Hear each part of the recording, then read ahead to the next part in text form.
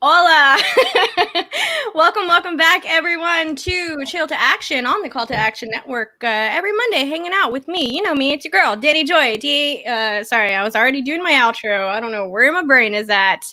Anyways, I am here hanging out with my favorite co-host, Mr. Paul Denuzio. All right, that's it. I'm going to try to slow this down so we don't get a gasket here. All right, it's me. It is PLD, and I'm very excited to be here as well. Thank you very much. Yes, I got a little too excited because I am super pumped. We are very excited. It's been a long time coming. We've been trying to get this set up for quite some time, but it is the one, the only, y'all. Welcome, VideoDrew, Drew Grant. Hi, guys. I haven't even said anything yet, and everyone's already flustered. Hi. Like, I have like magnetic presence. That's what it is. It's never been before that I have to just be here quietly sitting for someone else to get distracted. But that's pretty good. Well, you're very good at what you do. Thank you. Yeah. I feel like I'm very effective at this point. This must be pretty good. Yes, definitely. I mean, to be fair, I said it last week. I haven't been able to get this intro down. This is episode 42. Very true. Try. We'll see what happens. Try to chill tonight. Episode 42, and I still haven't been able to get that damn intro right. You'll get it eventually by 50. That's what we're looking for. A 50th episode will be a celebration. You'll get the intro right, and it'll all be good. That's what I'm hoping. 50 episodes of Chill to Action, and I haven't been on yet. That's crazy. No, not yet. Close been on this many people. Drew, you are episode 42, so we're almost there. So you definitely got it. That's how it is. We talked about that before. We tried to have you on earlier, and you were at that point. You were more into the whole kayfabe. That is true. I forgot about that. That you guys did ask me very early on, and I was like, sure, but I'm going to show up as VideoDrew. And I never heard back. But that made sense at the time because, I was unwilling to drop kayfabe last year. I don't think I knew how to drop kayfabe once I discovered what it was. Yeah. And we actually considered. I will say we did consider it, but it kind of was that wasn't the thing at the time. And no, but you know what? Everything worked out for a reason, and maybe that's why you're now. Maybe that's what it was all meant to be. In episode 42, I see Robert Adams in the chat saying, this is the meaning of life. This is the absolute answer. I'm episode 42. Hey, you did make it before the party did. That is true. We will have you on as well. Trust me, on. That just goes to show that there are so many wonderful people inside of the Schmoedown that we haven't had a chance to talk to yet. Because I'd love to hang out with Vanessa. Also. Oh my God, they're so. I was just talking to Nerd Chronic yesterday. I was just like, man, they just seem like the most fun people to hang out with. I bet they're the best. I bet they're angels. I bet they're literally better people than the rest of us. Well, we did have a chance to meet you at the time that we were supposed to meet you originally when you weren't there at the Nerd Chronic reaction party thing or whatever. A pretty on brand thing happened where I had to go to the hospital. I got off the plane and then immediately had to go to the hospital. So you weren't allowed to come on Chill even then, even though it was Chill at Eric's house. It wasn't really Chill. Yeah.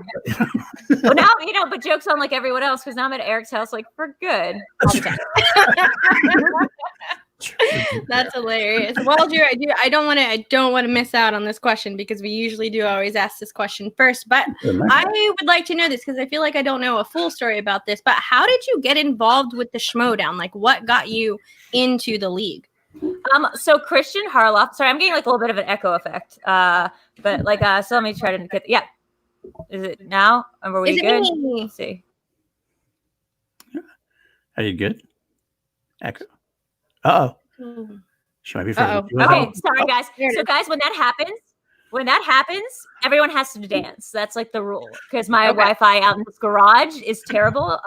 So when I freeze, you guys all have to dance. That's I'll find some music to cue up then. Okay. So what did it got me into the Schmoedown? That's a great story. Christian Harloff was just a guy that I saw around the Collider offices where I just started working, the January of 2018. January 2019. And I thought he was an IT guy. I never watched any of the Collider shows. I'm from New York originally.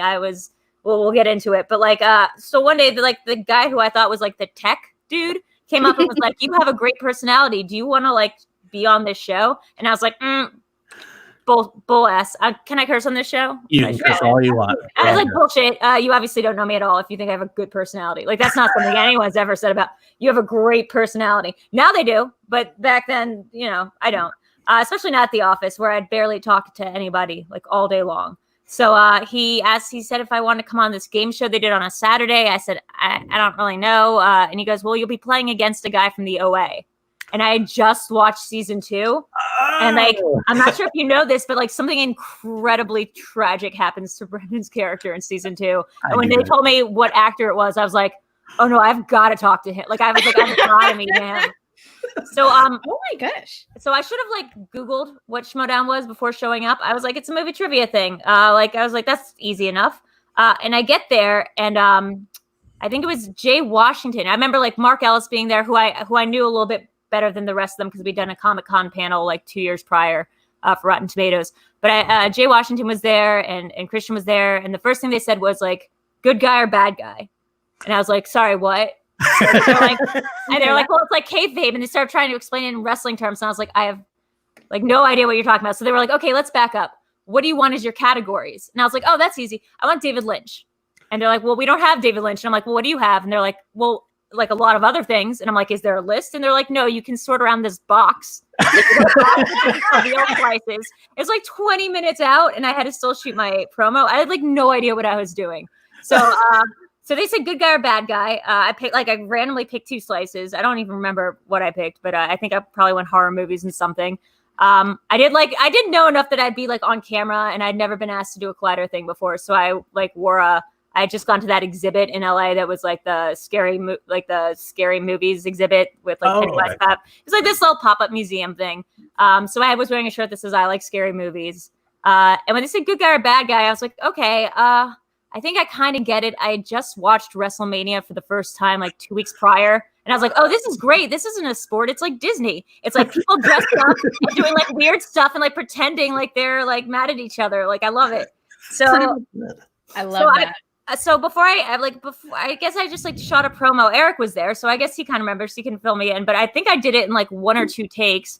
I decided to go with this very like weird Thanos-y Aubrey Plaza kind of like real deep voice, real like I'm gonna take over the world. VideoDrew is that. I mean, that was just sort of like I don't know, like I'd never done improv before. I'm not like an actress. I'm not a performer. So like that just was what came out when I decided to be a bad guy because that's way cooler than a good guy.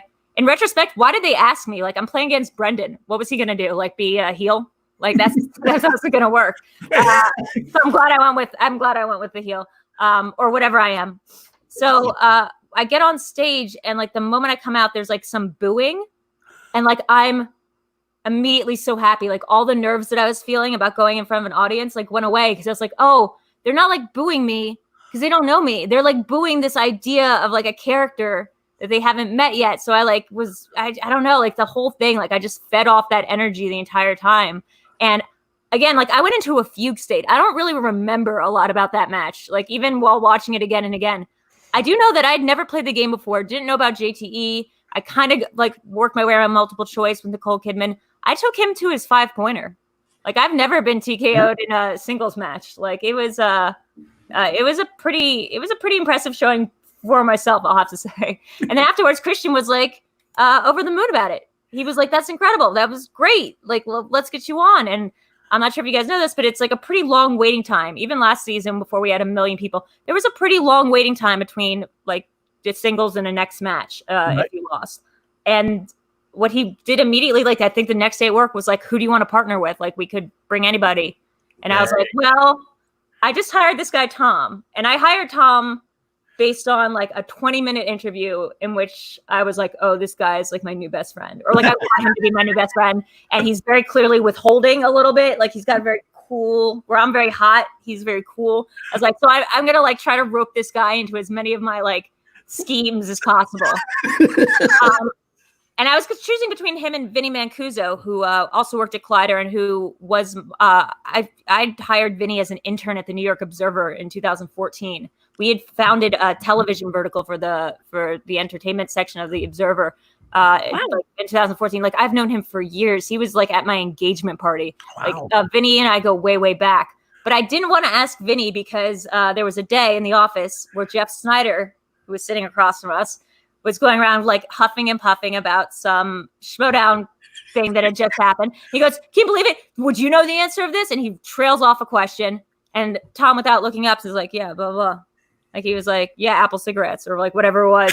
and Jeff just goes, "Well, okay." Like he was like, "Okay, well, how about these other ones that I've gotten wrong in the past?" And like Jeff, I guess, just like keeps a list. Every single one, Tom's just like, "Yeah, it's blah blah. Yeah, it's blah blah." Like it's really chill. But yeah, it's like, and you could just watch Jeff get hot under the collar. And I think at that time, I assumed Jeff was like probably the biggest heel persona that a character person could be on the show. Not that Jeff has like ever been like anything but the sweetest, but like I just assumed that like, you know, that was the thing. So I was like, wouldn't it be great if we've got like, if my partner was the person that could get under the skin of like the person who's like the biggest getting under the skin person. So, I mean, God bless him. Tom lived he lived in Bakersfield. So he already had to drive an hour and a half to work each way. And he showed up on a Saturday to do this first game with me. It was crazy. Amazing. Yeah. And that's striking oil right there, man. Like to bring Drew on and then for Drew to bring Tom on. And we saw Tom do extremely well in his matches. Oh, he was great. I mean, that first match, like I didn't know how well he'd actually do on stage. I also didn't know that he could act. Like, again, like I'm not an actress. Tom, however, is a performer. And that's not how he is all the time. He doesn't wear a hoodie 24 hours a day. I think we're all playing outsized versions of ourselves. Otherwise, like it wouldn't come to us. Tom is kind of like quiet. He does kind of like lay in the cut a little bit. He does kind of just give, you should see our text exchanges. It will be like me writing a paragraph and Tom being like, "LOL, that's weird." Or he'll be like, "What?" Or can you imagine? Or like what he'll say is devastatingly funny, but it's like 3 words. So, that first time I showed up, I remember I had just been in like a really, and this goes to my whole origin story of Schmoedown. I've just been in a really terrible car accident, like a really, really bad one. And 2 days before that, I had just broken up with the guy that I'd been living with and who I'd been with since moving to LA in 2017. Right. So like it was a rough period of time for me. And the reason that you can see me in that first team match, like going like this and Tom's like mimicking it, isn't because like I'm like doing a thing. It's because like my neck and my back are so messed up. Like I basically needed back surgery. Right. And I was still pretty concussed. Like I blame that on not knowing Snake Plissken's last name because I definitely know. I called him Mr. Snake, but I definitely know his last name. I like Mr. Snake better, actually. I was like Mr. Snake better, right? I was playing, and that was our match against Oyama and Zipper, and Kaiser was there as the manager, and there were a couple things in that match that like. I mean, I just hated Kaiser for so long after that match personally because he came on stage in the middle of the game and like was, saying all this stuff and making fun of the way we looked. And I was like, no, like you can't do that. That's like so mean. Like that's like cheating. We don't have a manager to come on and do that. Oyama, I'd been listening to his match in the car when I'd had my accident. So like his voice was very triggering to me. Oh my goodness. Like the last thing I'd heard like before like this horrible crash was him like calling out Chance Ellison, another person I didn't know. So like the whole thing was like very like I can laugh at it now, but it was like it was literally a year and 2 days ago, I believe, because it showed up on my Facebook memory. Yeah. So a year and 2 days ago, I could barely like sit up straight. I was like lying on my back. I couldn't go to work most of the time. So the fact that I showed up for the Schmoedown thing, like this immediately took a hold of my life. Yeah, the weird thing was I was already moving back to New York because of all this other stuff. So I found Schmoedown at a really weird time where I was leaving LA. And then it sucks you right back in. Yeah. Yeah. Andres Gallegos there. Drew has a great personality. The best. We love Andres. So just want to throw that in there. Do. I'm excited to see him get more involved in the Schmoedown. That's going to be a lot of fun. You got not to quote Scar, but you have no idea. Be prepared. Be prepared. No, we'll talk about my Scar thing later. Okay. And let's Drew, really quick. I'm so sorry. Yeah, don't forget to thumb it up, subscribe, comment after all of that good, great stuff. Drew, you and I are birthday buddies. Yes. May 25th. Happy belated birthday. You too. So yeah, I'm. If anyone who knows me, most people in chat might know this. If you follow me on Twitter or anything like that, I'm very astral friendly. All of that good, great stuff. Drew, I found the Schmoedown at a very awkward point in my life, also, and that just proves to me that we're just cosmic twins. Yeah, I mean, like, did you ever end up doing my chart? Because I did ask my mother what time I was born. I need one more, because it's 6 p.m. So Okay. I need one more thing from you, and I was going to get it from you after this so I can do your chart, and then we'll talk about it. I'm like, because I think everything is BS. I'd like call BS on everything. I'm a really skeptical person, except that I'm such a Gemini. Like, I'm such a Gemini. So, like, that has to be real, and everything else is like a conspiracy theory or religion or whatever. It's just specifically May 25th Geminis that the astrological calendar works for us. Like I like most of my Instagram feed is just Gemini memes, and like Geminis go what, and like we're awful.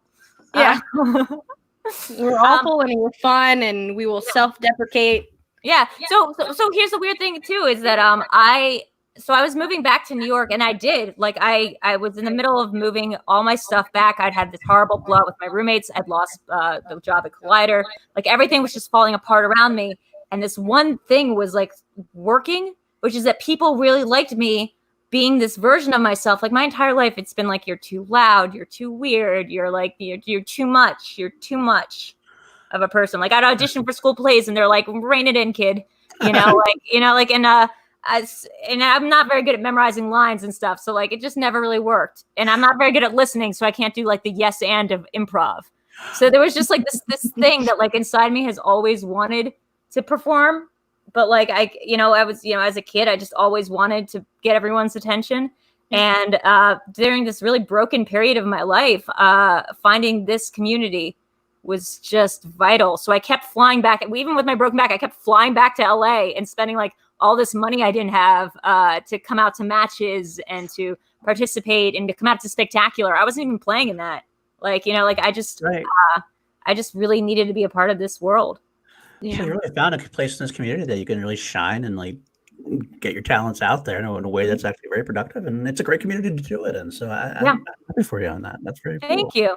Yeah. No, I mean, early on, I was trying to show my mother like what this was, and I was also like, because of stuff, I was breaking out in like these horrible boils, like that entire summer. I think during my Whitney Seibold Mark Hoyek match, I'm like wearing all those Band-Aids mostly to cover up these horrible things on my face. So I would but I'd make these YouTube or like these Instagram videos that people would like love, and like Brad Gilmore would reference. So, and I was like getting all this weird feedback, and my mother thought I was absolutely insane. Because she was like, I'm coming back. I was coming back from LA like a totally broken person. And meanwhile, I was like, but you don't understand, Mom. On this one place on the internet, they like it when I just smear makeup all over my face. And like, dude, she's like, those people must be sick in the head. If anyone's like attracted to this, they must be sick. And like, she meant it in like a very like, I'm worried for you and who you're interacting with. I brought her to that Whitney Seibold and Mark Hoyek match. And she asked Mark after the match, she goes, isn't it kind of disgusting what she's doing to her face? And Mark goes, no, that's art. And that was yeah. My whole heart just like it dropped a little bit. Sizes right now. Yeah. So that was good guy. That's very nice. And truly, genuinely, Drew, I mean, it really is. I love to watch you perform and come onto the Schmoedown. You brought a very different and unique light to the game. The way your character work has been amazing to see. And that I think that was nothing but like all of the high praises for doing what you did, especially early on in your career in the Schmoedown, keeping up with that kayfabe and keeping up with that. I'm sure it can be hard and can be a little stressful sometimes, but I'm glad that you did it because it made a lot of people fall in love with you. And I think. No, keep going. Go. No, keep telling about how people fell in love with me. Great, like the party fell in love with you. Damage. Oh yeah, I was. Thank you so much. I don't know if that's Vanessa or Robert, but thank you both. Like, you guys are great. I mean, I think that me and Tom both benefited from not knowing and not really caring about like the larger implications of Schmoedown and like what it meant to have a loss or a win, or because we didn't really have a sense that this was something that like a lot of people loved, that a lot of people had a community around. We just showed up because someone from work asked us to show up on a Saturday and like do another work thing. And we were like glad to do it. Tom, like, was like, okay, I guess I'm going to drag my ass another hour and a half and then an hour and a half back on a weekend. So you can make me lose at something. You never said that. I'm just saying, like, I have to imagine Tom was like, what the hell are you doing? But that first win tasted so sweet. And I'd flown in to move the second half of my stuff back to New York. So that was like the last time I was going to be in LA. And I was not planning on like coming back. I was like, I'm going to lose this and then I'm done. And I didn't lose, and it felt so good. That's like awesome. It felt so good. And then I started being part of the Facebook group. And then I think that's when I really was like, I can never leave this community. It's not everyone's experience, but last year, like this Facebook group community is like what saved my life. Wow. Yeah. That's so awesome to hear. I was so glad we got to meet you at Spectacular, and you did the whole kayfabe thing during the. Oh yeah, we didn't break it once. It was so great. I watched too. I'm like, up from across. I'm gonna be honest with you guys. I don't think I could break kayfabe. I think I literally had the way that everyone's kind of gone crazy with COVID, being stuck indoors and stuff. That was me last year. I've had a year to like acclimate to being alone, to being scared, to being like somewhere where you can't leave. So I just kind of went crazy last year, and I think at some point I just. By the way, I never type in caps locks. Like I don't think that's cheating. It's always shift key typing every letter. I just think for a period of time last year, I was thinking in all caps lock. I was just thinking as VideoDrew. Like it was just such an escape from the actual thing going on in my life. Yeah. Now, could I watch more movies and like try to get better at trivia? Like sure, but I didn't because that like wasn't my priority. It was like my priority to like be part of a group, which I'd never really wanted to be like a part of a group before. Wow. Yeah, I love that.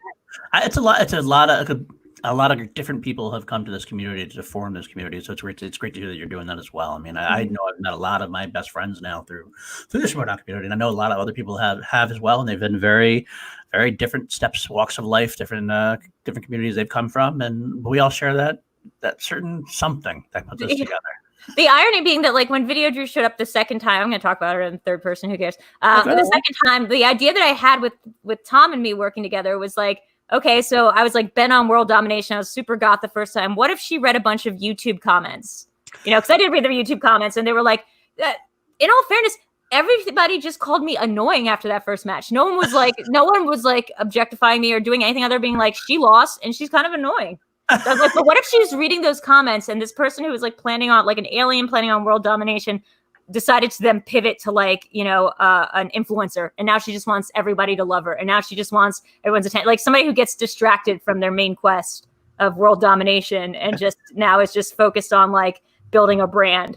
But like, she's still like an alien or whatever. I mean, that's how I think I was originally conceiving it. I didn't tell any of this to Tom. We just ended up doing and evolving our own thing. But I just really, it's really ironic to me that just became actually what happened. Like you guys just became my best friends. Yeah. Like it become like a thing where I felt so close and would have conversations with people like Janine early on and just be pouring my heart out and being like, I know I'm being too much.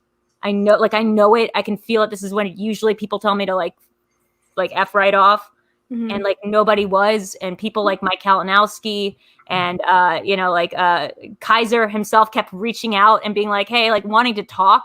And I was like, Kaiser, I'm on to you. Blah, like no. And I was so rude to Kaiser in our first couple of Facebook like private messages. I was like, you're an asshole. I know your number. Like I got your blah blah. Don't try to be nice. And he just kept reaching out. Like he just kept being a sweetheart. Yeah. So yeah, I mean, like people. I've never really experienced anything like this before. And this community is the first community I've ever been a part of. I've always like stood apart. Oh, you gotta dance. Gotta dance. Mm. We're dancing. We'll see how long this lasts. Yeah. Might have to bring Kelsey on a dance if it's not too long. Oh yeah. I'm just going by Should the video. We bring Kelsey on board the dance while this happens? Kelsey the dance.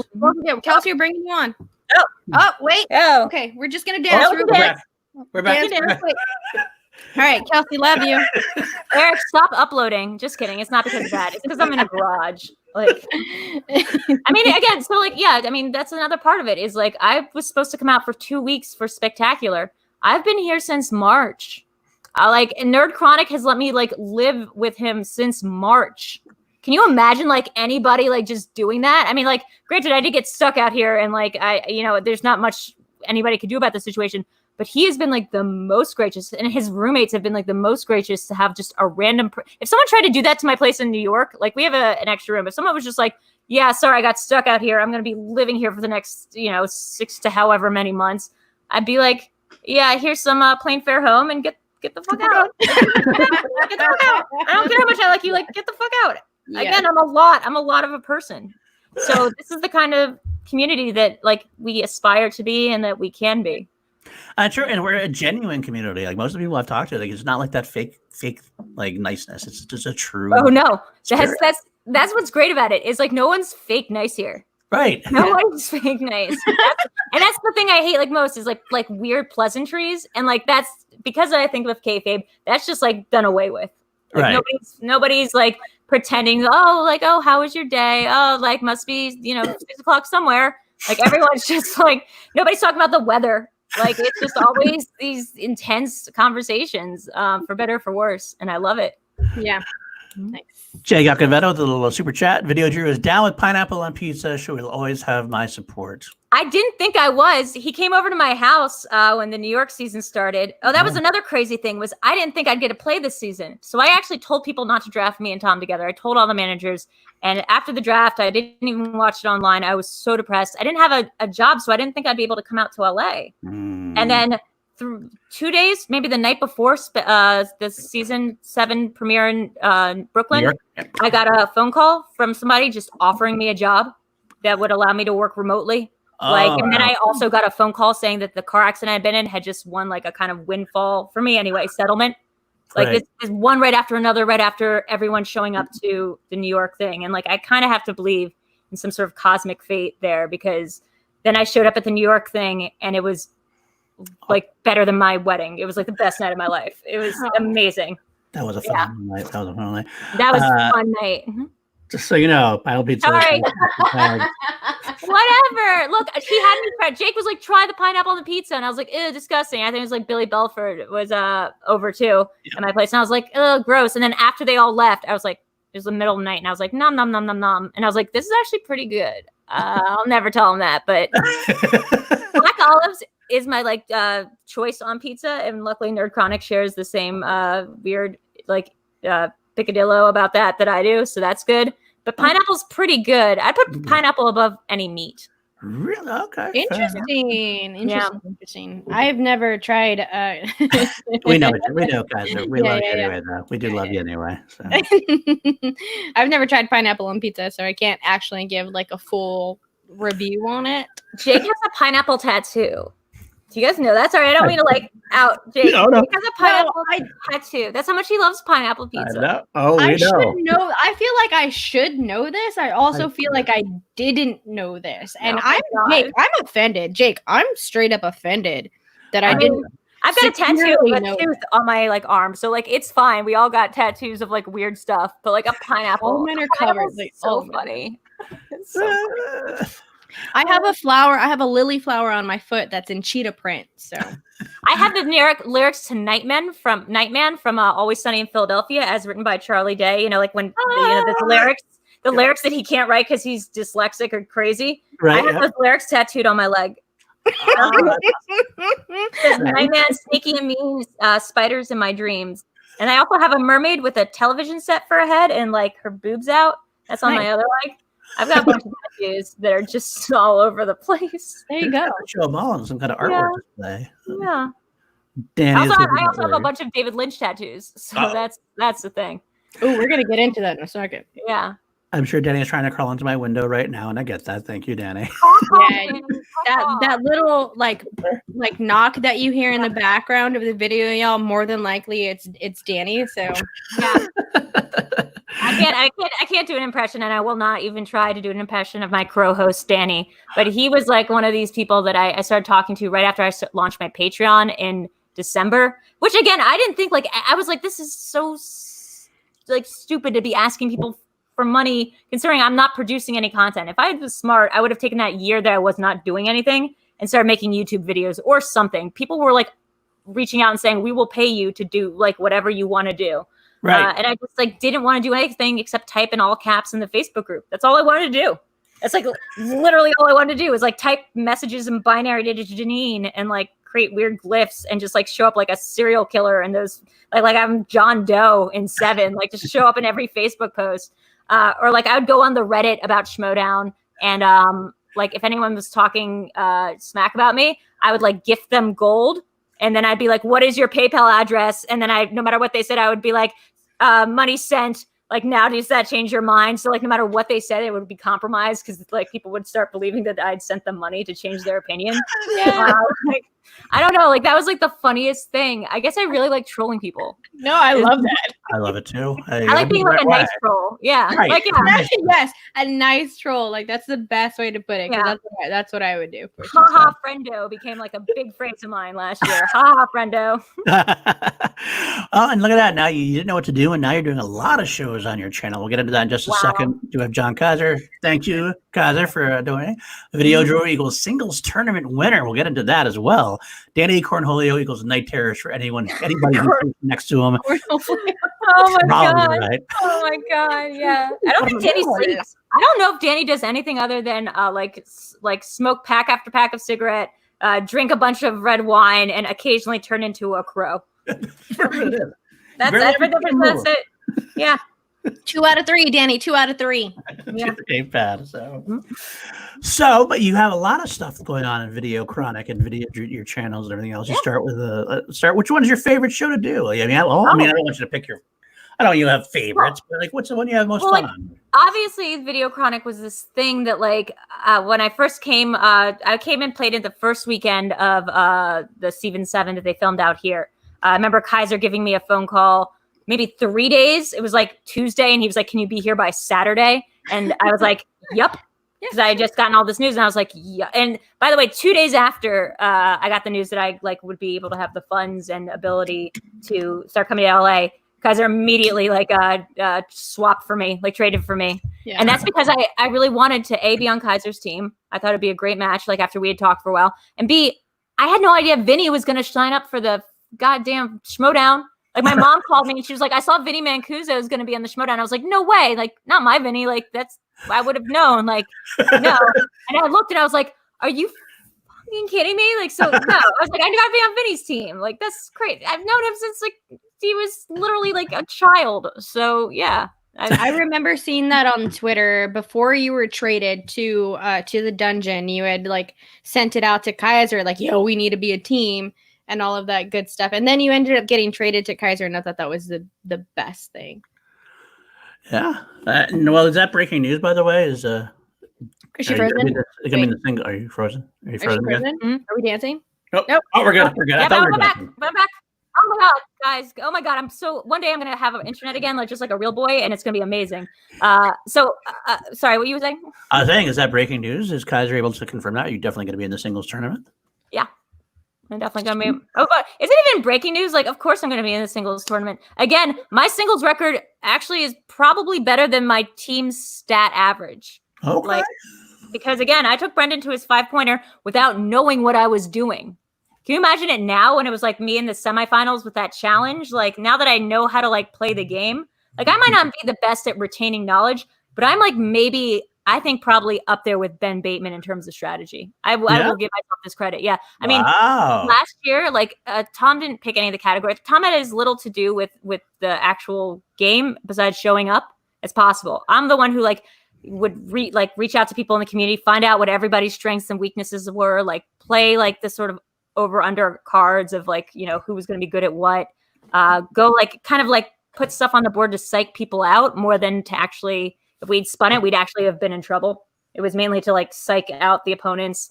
Everything we did was mainly to psych out the opponents, except for the Janine match, which I planned a month like ahead of time with her, because it was my first match against another female competitor. And it really, really was important to me that the optics of that like were not like two women fighting each other. Mm-hmm. I love that. Yeah. Good. Yeah. But yeah, so that match, I mean, like the time machine match was literally 15 minutes. It was over, and then 15 minutes later we were in the studio for the semifinals. Like it was as quick of a turnaround that like I didn't have time to get a glass of water. And yet like I feel like we did very admirably on that thing too. I mean, there's a lot going on with singles that like people don't know what my average actually is on giving answers along with like the shows and stuff, half the time I'm like false flagging it. It'll be something that I've already watched and I know the answers to, or it'll be something that I'm pretending not to know the answers to. Because like immediately Reddit people were like, oh, here's VideoDrew training, blah, blah, blah. And I was like, yeah, okay. So like, I'm just going to mess with their heads. No one actually knows what I'm good at. Yeah. I think it's interesting that you pay attention to the Reddit. I feel like there's a lot of people in the community who don't. And I know from talking to other people that the Reddit community can be a little bit toxic sometimes. And is There's a dude up there who just straight up was like, I don't like the Shire Wolves, and I also don't think women in Hollywood should be getting paid that much. Like, he's like, I think women are overrated. I was like, so you're just saying like women are overrated? Power women. Yeah, I was like, that's Reddit.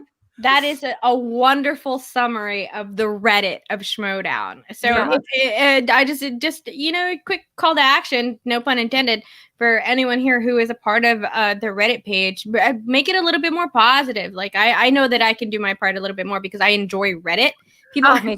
I'm enjoying the kayfabe part of Reddit. I read No Sleep, like the horror stories that you have to take as at face value. So like I read the parts of Reddit that like are fantasy, just like my thing. And then I approach the Reddit, like the Schmoedown Reddit, much the same way. Like it's just everything's in character. They just hate me on there. Like they try to like ignore me, but like it just gets under their skin in a way that they would just rather like not scan me as like an entity on there. Good. That makes me so happy to know that the people who mostly post on Reddit are annoyed by you, because those people are there are a few comments that I've seen inside of some Reddit pages that are not good for the community in general. Yeah. But yeah, go spread some positivity inside of the Reddit page. Yeah, I mean, like I've been surprisingly unflappable when it comes to the comments that people make, like in terms of like negative comments. Like nothing seems to get out, and that's weird to me because like I take things very personally. I have very thin skin, but I think because it feels like I am just kind of messing with people, and like I'm leaning into like a certain kind of awfulness. Like whenever people would be like, Tom was carrying her, I was like, yeah, I mean, he definitely was 100% carrying me. I think we could all see that from the round one. But number two, like I would have him answer questions that I knew the answer to for round two because it made him look good and it made him look unstoppable. And that was like more important in terms of psyching out opponents than anything else. That's not a bad thing. You actually know, that's funny you say that. I know Team Action did the same thing for a while when they first started getting good. They would always have one person answer the second round question for exactly the same reason. They want to know who knows what. Yeah, I don't want people to know like what my strengths are. Like I don't have like no interest in that. And honestly, I have no interest in knowing what my strengths are to a certain extent, because I think the more I can just sort of be in the dark, as it were, about like what I need to work on, the more I can just sort of get a broad-based education instead of going, oh, I'm great at horror, so I'm just going to skip learning anything about that. Or like, oh, I like know rom-coms really well. Those are just two examples of things that I may or may not know anything about. Like quite honestly. Fair enough.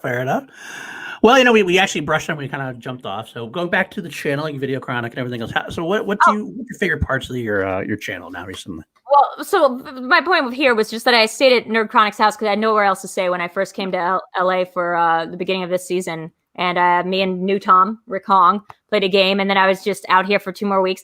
And I didn't know Eric that well. Like we had met a couple times. We had been there since the first match, but we weren't like friends or anything. He just let me crash on his couch. And we became such fast friends. It was like an immediate sort of like just like soul sinking. Like we both stay up all night. We both we have like the same kind of nocturnal sleep schedule. We ended up watching all these movies, and he showed me this game that he had developed, which was basically like inner geekdom, but for like other kinds of movies. Nice. So like movies that like I was actually like interested in answering questions about. Like I remember an early one we did was like Nightmare Before Christmas was one, or like Pulp Fiction was another. And they're all like contextual questions. So not about like what year it was released or like who directed it or like who played who. It was all like plot-based questions. And for me, like that's just so like that's what I really like jive on. That's like what jive on. What is jive. that? No, jive is a good word. Oh, sure. That really slaps. That I really rip on contextual questions. I find them so interesting. It's It was kind of like the horror exhibition match that I played last year that was written by Clark Wolf and Mark Andraco. And like I did terribly in it, but like, oh my God, the questions were so good. Like they were such deep cuts. They weren't just about the same like 10 movies that get asked about repeatedly and repeatedly. So when Eric was doing this, I was like, man, you gotta like show this off. Like you've got to put this out like there in the world. And he was like, I don't know, like this is kind of just a thing I do for me and my friends. And I guess he had started it. But you know, getting him to the table was a thing. And I'm really, really happy that he decided to go along with it, because now it's definitely the highlight of my week. I came out with the idea I was going to learn how to write questions. I haven't had time to do that, but I've gotten really good at I've gotten really good at like sitting there while Eric reads from the list of questions that he himself wrote and then like take half credit for. So I'm actually, if you don't watch it, people in the chat, if you don't watch it, you definitely should. It's a lot of fun. It is. In there, and I've actually got 3 that I'm poking my head around. You're going to do one about The Crow. Robert Adams has challenged me to The Rock. Oh, that'd be a great one. You know, I've only won one of these quizzes. I play along a lot of times, and I'm terrible at them. Oh my God, am I so bad at them? Sometimes for the subjects that I think I'm interested in the movies. The only one I've ever won was Eternal Sunshine of the Spotless Mind, which is a movie that I don't love. Like I just don't love that movie, and that's the one that I managed to win during my birthday stream. So that's pretty good. Yeah, that was also my birthday. That's right. I watched that one. I just watched that movie 2 days prior. I knew there was a quiz going to be on it, but I guess that shows that level of like, you know, how invested I am. When it comes to singles, I'm really motivated this year. Like I absolutely am. I played in the rom-com exhibition match. I was really motivated there. I demand a Spirited Away quiz. We're gonna have to do Roger Rabbit for Cinema Bias. That's so. Before you get into that, we do have a Streamlabs from Alex Shawshek. Alex Shawshek, who is a part of the Call to Action podcast. Alex Mack. She did donate $2, asking, "How's your note taking coming along for Who Framed Roger Rabbit?" I was getting to that, Alex. So video comics is really fun. We all considering I didn't have a YouTube channel or I had one, but I wasn't using it like until late January. And now I have shows like every single day. So Cinema Bias is a great show that I do with Alex that is just like us filling in each other's blind spots on like esoteric films, but also kind of forcing each other to like watch films outside of our comfort zones. So I made her watch like Videodrome and Blue Velvet and like Being John Malkovich. And she made me watch like, oh God, they were crazy things. Like The Little Princess, like in a Whale Rider. Yeah, just stuff I would never otherwise watch. And it's really 40s movies. Oh, yeah.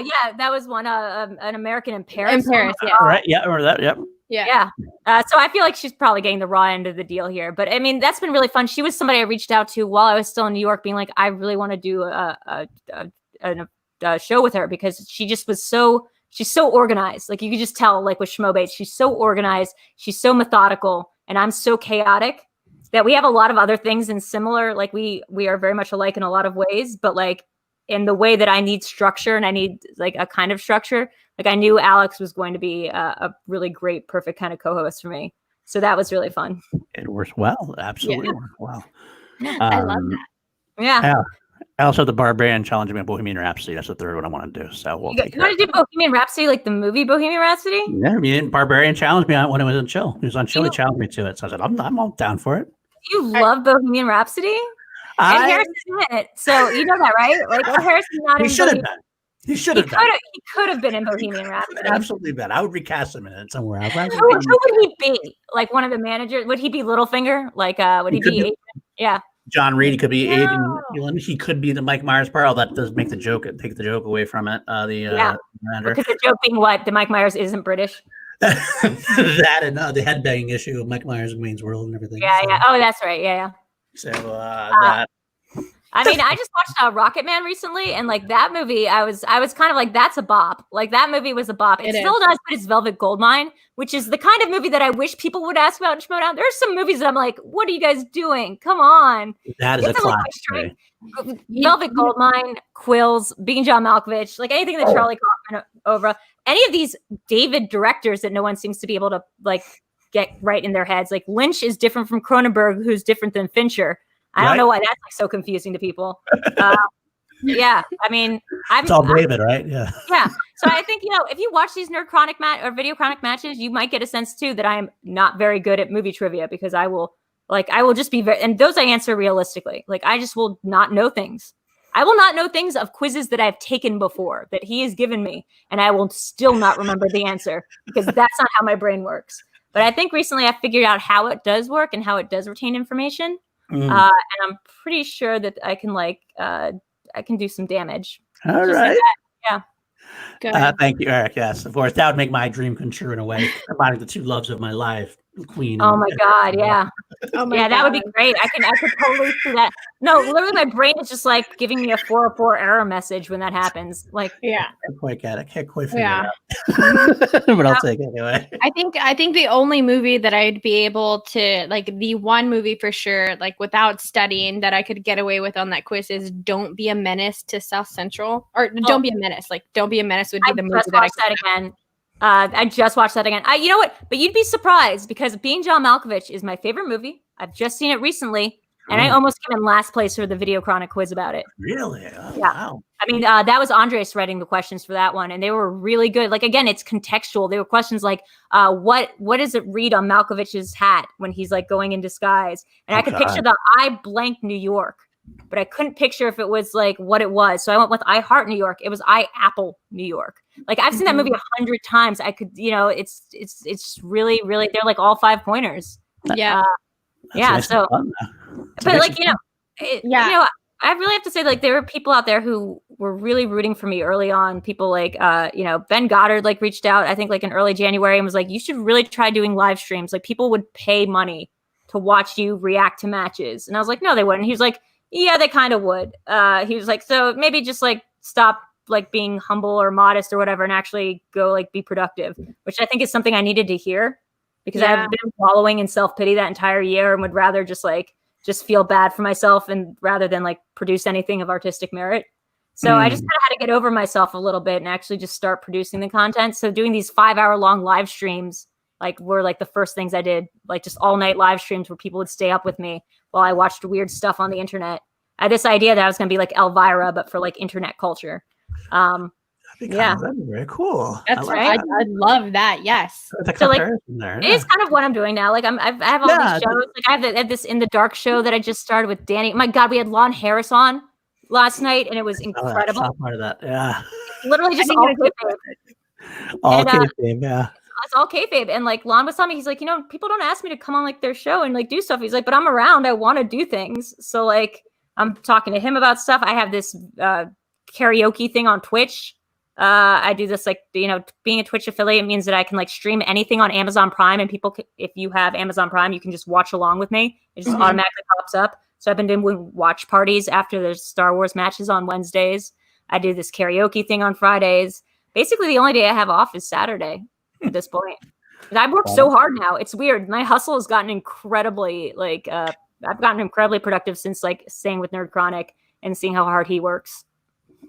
That's awesome. I want to know Eric's zodiac sign. I want to know Eric's there too. He's an Aries.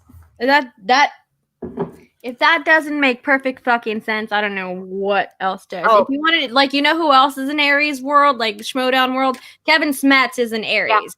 Yeah. So if that puts anything into like the mentality of what an Aries can do, like extremely headstrong and will be like leaders and will always want to be leaders and will not stop working. Will not stop. Refuses to stop working. So, I'm like, let's take 30 minutes off and watch a TV show. And he's like, can't. Working. I've actually seen him less than I see every other person, I think, who lives in this house. So Eric is like, he's been a big motivator for me to like get my life together and get myself productive again, because his hustle reminds me of how I was when I was super young, like in my early 20s, and was just going around writing for every publication and staying up all night and just kept trying. Like I just wouldn't stop. If I got a rejection, I would just go on to the next place. And as I got older, I think I got like very like cushy and comfy. So by the time I was like a senior editor at the New York Observer, like I didn't want to take any job that I thought was beneath me. I didn't want like anything that I felt was less than, like a $6,000 salary to just be entertaining, like in the written word. But I kind of had to get over that. Like that clearly had a market potential here in the Schmoedown. So even if I don't like karaoke, I was the first person from the Schmoedown community to figure out how to use the Twitch Sings app. So I had to do it. I don't like karaoke. I just had to do it because like you have to have that hustle. Now I love karaoke. Yes. Yeah. It is a lot of fun to be on your channel and watching it. My laptop, this is literally my first day with my brand new computer. So congrats. Thank you. But my laptop never supported Twitch syncs. So I'm usually in your stuff. I always stay behind. Like I'm in a lot of stuff. I never comment in chats. I really don't, but I'm usually there in most things. It's so surprising to hear like that you're in there. Oh my God. I love that. For Twitch, One Little Figment is my name. So One Little Figment is me. Okay. So, but I'm usually inside your stuff, never say anything, and could never sing. I tried to, I downloaded it on my laptop, never worked. Make sure everyone in the chat that you subscribe to Twitch. A lot of people are doing a lot of stuff with Twitch, especially now that Schmoedown. Yeah, it's not about video games, is what I realized, because I don't play video games really. It's like you don't need to like watching people play video games. That has nothing to do with it anymore. Like again, you can literally use it to have like Mystery Science Theater style watch along parties where you actually can stream the content like alongside yourself. You can do it to like do karaoke. Like you can do a lot of stuff on Twitch that's really interactive, and I love it. It was a huge tech learning curve. Like from where I was January with barely knowing how to get a live stream up to being verified and affiliated on YouTube and Twitch. I mean, really has been amazing the amount of support people have had in me, considering just how chaotic I am. Yeah, so if you're on Twitch, if you're doing anything with Twitch, go find VideoDrew at Twitch, and then you can find her there, and all of that great stuff. Go sing some karaoke.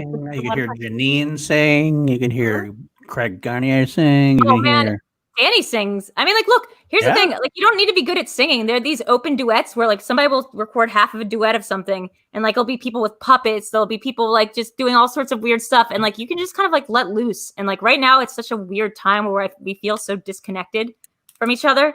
That, like, doing something so silly, like karaoke till 3 a.m. with, like, puppets and, like, just being weird it feels like such a weight off your shoulders. Like, it honestly, that might actually, I mean, I love video chronic quizzes. That actually might be my favorite part of the week right now. Nice. Yes. It's really good. I love to hear Craig come on your show because Craig the Barbarian, like he belts it and I love it. The big shout out to Craig.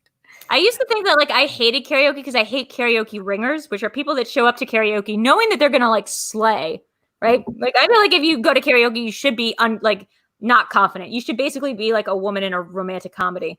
Like, you should be off key. Like, you should be warbly. It should be getting worse as it goes on. Like, but like, it's still charming. And so when people show up and they just like build out like Broadway tunes, I'm just like, come on. But then like, I don't know. I found like 3 songs I really liked and they were all Disney. And one of them's Be Prepared. And I can just like every week, I could do that song like 5 times a week. I can sing it all week long. Eric somehow has not gone insane with it. I've read like the Scar Wikipedia entry. There was just one week where all I could do was like spout off Scar facts, like about Jeremy Irons' portrayal in that song and different stuff about the animation of it. Mulan's like I'll Make a Man Out of You, a movie I've not seen, but I love that song. Thought that was a villain song, to be honest. Really did. Yo, Alex, can we put this on Cinema? Is there any way that Mulan can come on Cinema Bias in any sort of way? We're gonna have to. It's gonna have to be on the list. Then there's like the Ursula song from Little Mermaid. That one's great. Like all the villain songs I identify with. So it makes sense that I ended up as VideoDrew because I love that like campy. Like I don't know. Those are my favorite songs. Also, the Jack Sparrow song from Lonely Island is like my favorite song in the world. This song's just great. Yes. Alex Bateman's a karaoke ringer, huh? Oh, see, again, I just noticed a thing in the marketplace. It's like I saw people in the Schmoedown Facebook group being like, karaoke nights, we should get together and do a karaoke night next time there's an event. And I was like, okay. And I noticed there was a karaoke app part of Twitch, and I was like, I guess we're doing this. And we're just gonna see what happens. And over time, I've come to love it. Love it so hard. Yeah, me and Janine raised like $1,700 for charity. Like when we did a Sunday night stream that was on karaoke, we had Abby Friel showing up. We had Ben Goddard showing up. We had, Craig and everybody was there. Robert Parker. Like, man, like this community can be so good, right? Yeah, you got to get Kevin Smets on there before all of his late nights are held up. So get him on there as soon as you can, because Homeboy can definitely belt it, and that would be. I believe it. He was in Newsies. Yeah. I mean, he didn't sing in Newsies, but he was in Newsies, which is my favorite fact about Kevin Smets ever. I mean, there's a lot of cool facts about Kevin Smets, but my favorite is that he's in Newsies. Absolutely. And also Calendar Girl. Have you seen Calendar Girl? With Kristen Dunst? No. Priestley? It's Priestley. Jason Priestley. Yeah, Jason Priestley. Thank you. I was gonna say Jamie. I knew that wasn't right, but it's an older movie. It might have been like late '80s, early '90s. I have not seen it, and I did not know Kevin was in it. But I will now go try to find that scene. Yeah. I remember one of my very first watch-alongs was Newsies that I was doing on YouTube, and somebody had mentioned that Smets was in it, so I was trying to get him on, and I was trying to find like the scene that he's in because he's got like 2 lines, and he's just being really mean to the crippled kid with the crutches. He's being really mean to Crutchy. And I'm like, that's it? I was like, that's Kevin Smets, the smasher. I was like, that's amazing. I love this so much. That's true. Jake and Kevin do have the ongoing rivalry of singing Part of Your World. Oh, yeah. Look, Roka showed up the very first week. I think I can get Bibbs eventually. I'm trying to get Bateman. Like, that's going to be like a little bit of a carrot on a stick thing because, he's one of those people who I don't think he dislikes me. I don't think anything like that. I just think I don't register that much to to somebody like Ben Bateman. Although we've had really great talks recently about like music and stuff. But I'm trying to entice him to get to karaoke because he's been killing it with these like songs from a scene. They've been getting way like their curve rate has been like such a steep uphill thing. Getting better and better, getting more and more back into shape, as he says. I mean, Tiny Dancer was crazy. It's so good. Yes. Freaking great songs. I can't wait for the next one. That's so good with that. So. Me too. I'm so excited for Ben and everything that he does. I mean, very obviously, just really quickly, this is an Action Army podcast. We've been a Team Action show since day one. A lot of us on this channel have been Team Action fans. And even though Team Action has not been a team for over a year at this point, we're still doing something. We're still doing some things. Like, we're still hanging around. So. Let me be clear. I love Ben and Drew. Like, I met them. I think the same. It must have been a game day. So it was one of the times I came back to LA, and probably was the semifinals. That they just happened to be in the studio, and Ben's back was really messed up. Right. Or okay, so hard relate, like hard overstand immediately. Right. And I remember like watching him in the studio play and being like, Christian, I don't think like I was just like, he doesn't look well. Like you got to take him like off. I was like trying to like be like, you got to pull him. Like he can't finish this match. I was like very worried about him.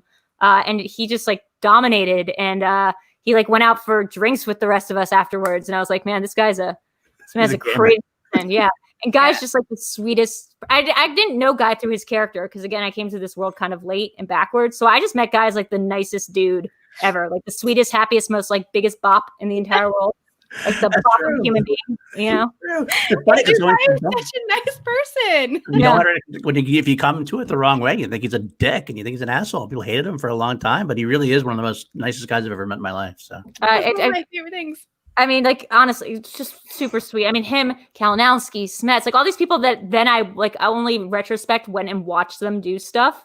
Was I like, oh man, people must like think they're such assholes, right? And I don't think I could do that. Like, I think of myself as a heel character, but I hate confrontation, and I would never want to talk smack about somebody. So like, always the game was for me how to make the joke on VideoDrew and Tom, like so it was always about making ourselves something instead of making other people like talking smack about other people. It's our show, you know. It's good to have that kind of heel though, because it gets a little boring if everybody's the same type of heel and same type of face. It's good to have those kind of different styles, and that makes it a more colorful environment. I think it was like chaotic neutral is what I landed on. I think we're like a tweener actually, because we just come off as dark, but we're not mean. So we're like, we're like somewhere in between. Yeah. Well, this I want to see at some point. I would see him and Kaiser and Dagnino singing To All the Girls I Loved Before. Oh. That would be also. Talk about someone I just realized is like a national treasure, Tom Dagnino. Like, oh my God, we did a murder trivia thing, and I had never interacted with him. I didn't clock him. Apparently, we had met last year, but like, there's a picture of us that Eric took. I have no memory of. I knew he was like, Finstock.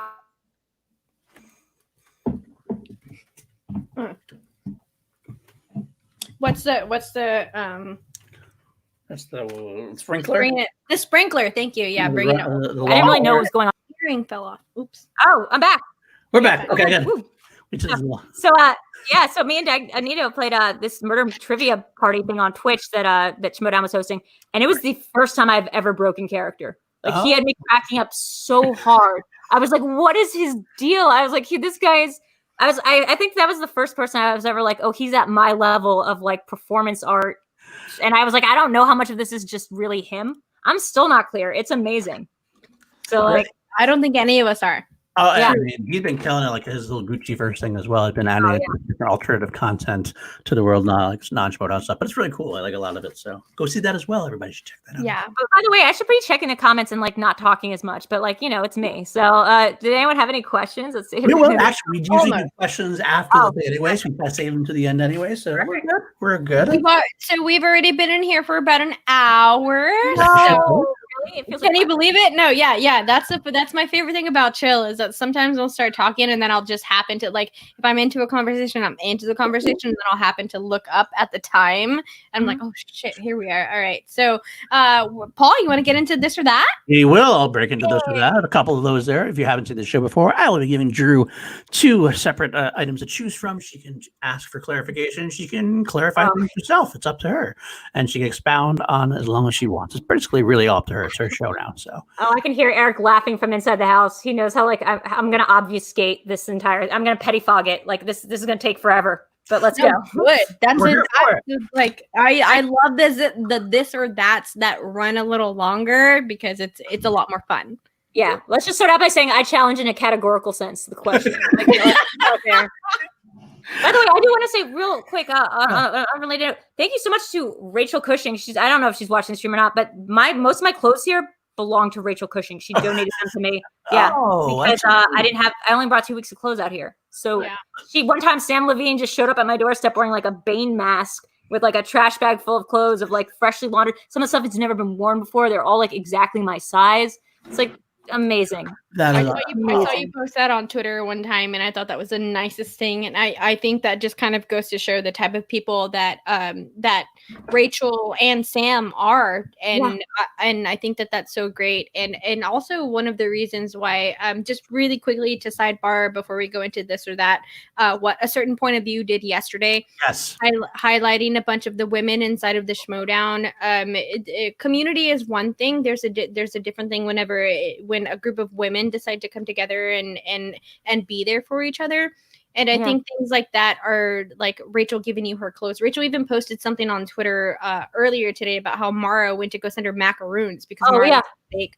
So Mara's been the greatest. Like, and again, I'm not somebody who feels like I've been that kind of person my entire life where I'm like, I'm friends with more guys than girls. Like, I don't need to have like close female friends. Like, I was that kind of person. And like, I kind of didn't get it for a while. And I especially didn't get it in terms of Schmoedown because no one objectified me for a really long time. So I was like, this community is not toxic.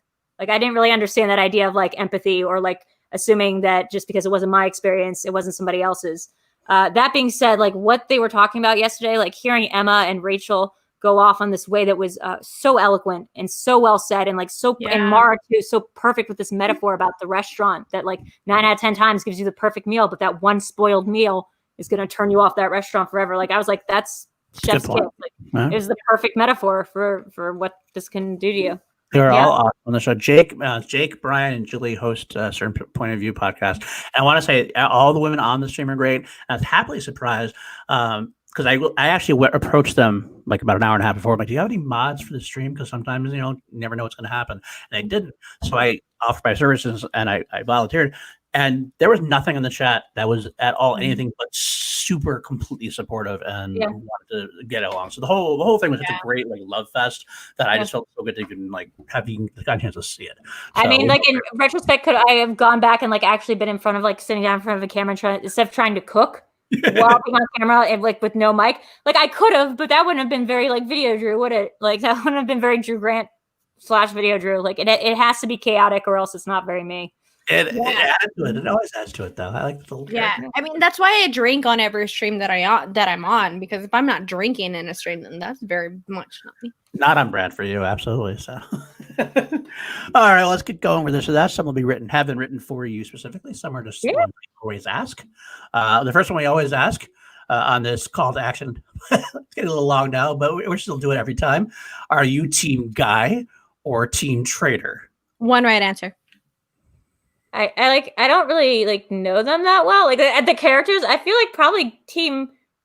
I think there's like I didn't know which one's the traitor. I don't like. I should pay more attention. I think it's probably Team Ghai because he's got a funny, interesting thing going on. That is the right answer. Ben scares me. I'm just gonna say that Ben's so good of a competitor. He scares me. He terrifies me. He's a poker face. I would never be able to do anything to get under his skin. Is the way I feel about it. I think that's one of the most rewarding parts about being a fan of the Action Army is that we've been able to see Ben Bateman go from where he started to where he is now, arguably one of the best strategic players inside of the Schmoedown ever. Yeah, I'd rather play Dan Morrill than I'd rather play Ben Bateman. Like, he's the only person I would really not like to go up against because you just feel like he'd be able to see right into your soul. He'd be able to see things about you that you wouldn't be able to see in yourself. Like, it would just be like this, takedown. Like it would be a bloodbath. That's pretty much the way to describe it. He's so methodically cerebral. Yeah. Yeah. But the correct answer on this show is Team Ghai. So I got it right. They're right answers. Okay, cool. One. Just for this one and one more that I won't say for Paul. So okay. Sounds good. One more for me. I don't even know which one you're talking about. Actually, you'll know it when you say it. Okay, I guess I will. 11 on there. I actually didn't check to see if you put it on the docket.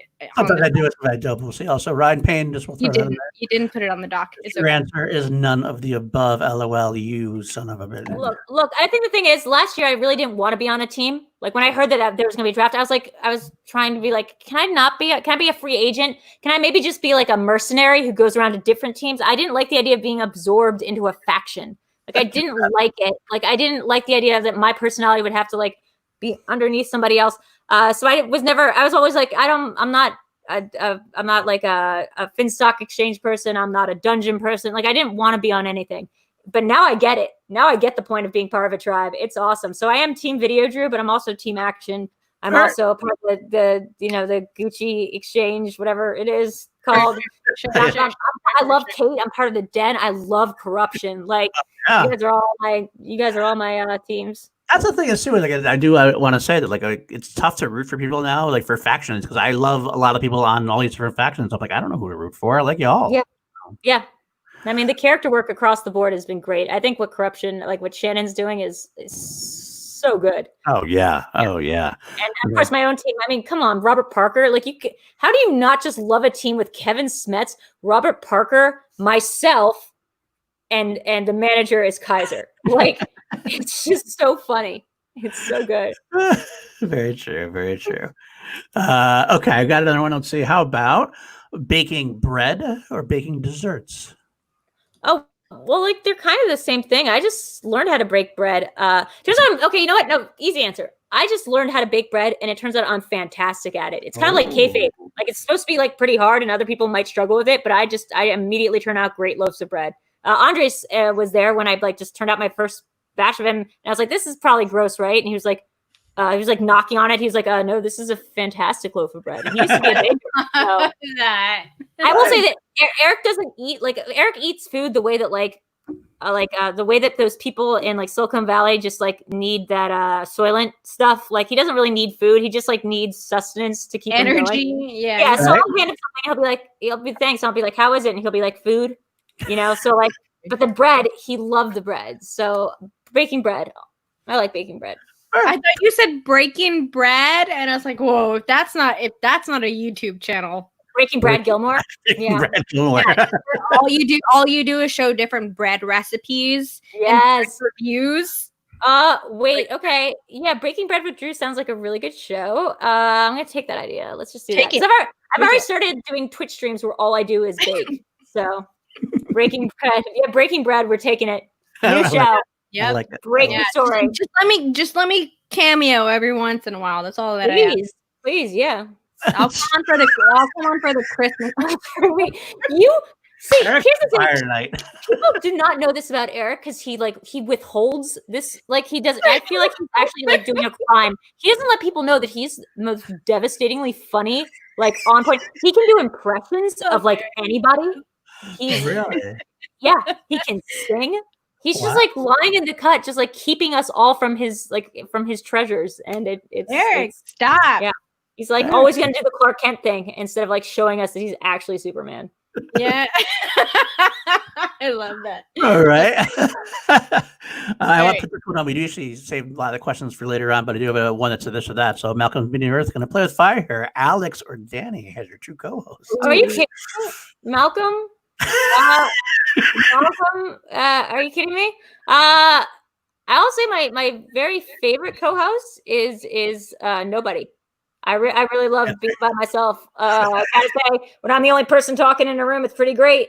I mean, I love Eric as a co-host, but the thing is, with Eric, I'm constantly trying to like censor myself and make sure I'm living up to the standards. Like he has a very whiplash approach to giving me notes about how we're doing on thing. He's like, it could be better.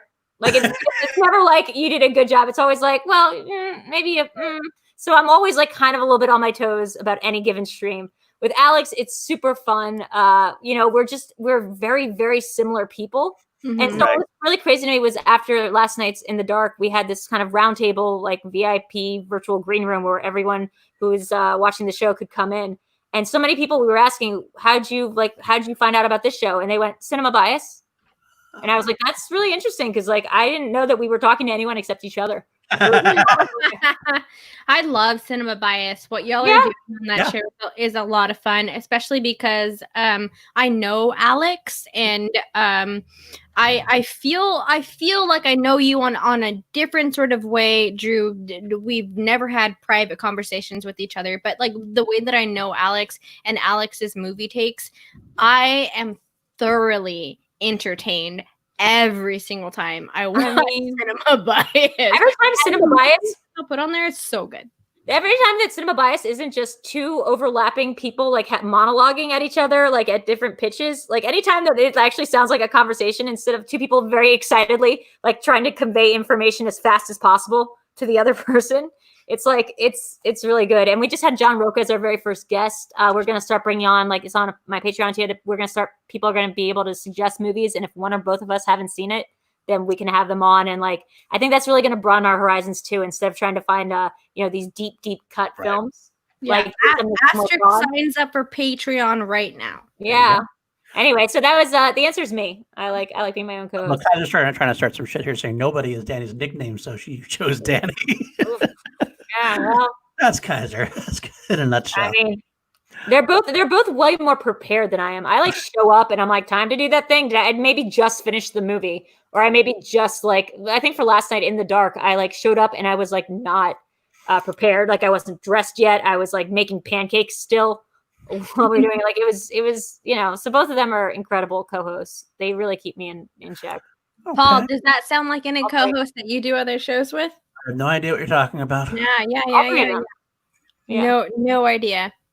Except for the random 2-hour spurts ahead of time that's like just notes. I would also want to give Danny and Eric and Alex some credit, which is that like, you know how many times I've tried to be on like Tom's podcasts, and like he'll let me on like once in a while. He has like a podcast a day, but like I'm too much. Like I'm too chaotic. Like I'm too much of a thing to like be on most people's as like show as like a co-host. Like I'm a once in a while sensibility. Jeff Snyder put it well once, which is like we are both like acquired tastes, and like a little goes a long way.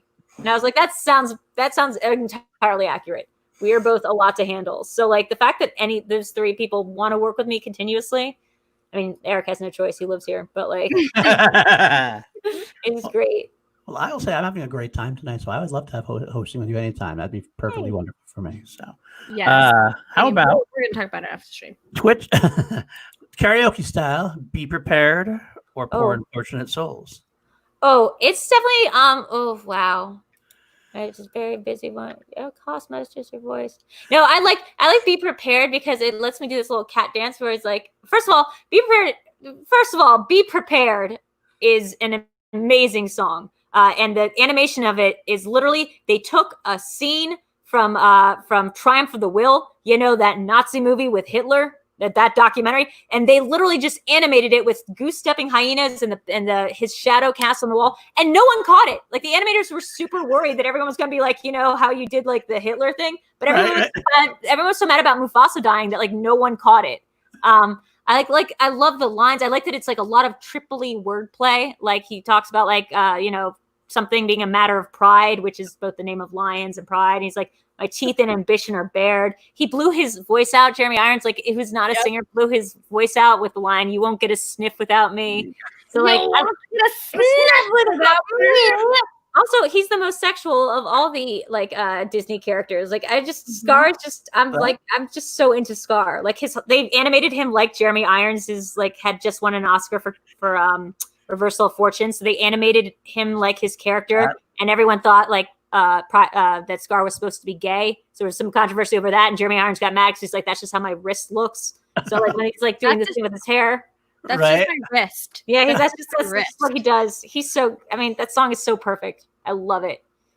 Yeah. Although you do, suppose you slay poor unfortunate souls. That's very true. Mm-hmm. So there's that as well. But okay, we'll go with that. Sondheim or Weber?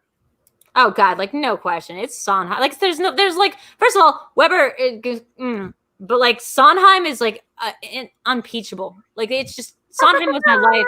Like Sondheim was the beginning of my life, was Into the Woods. Every stage of my life I've understood through like different aspects of Into the Woods.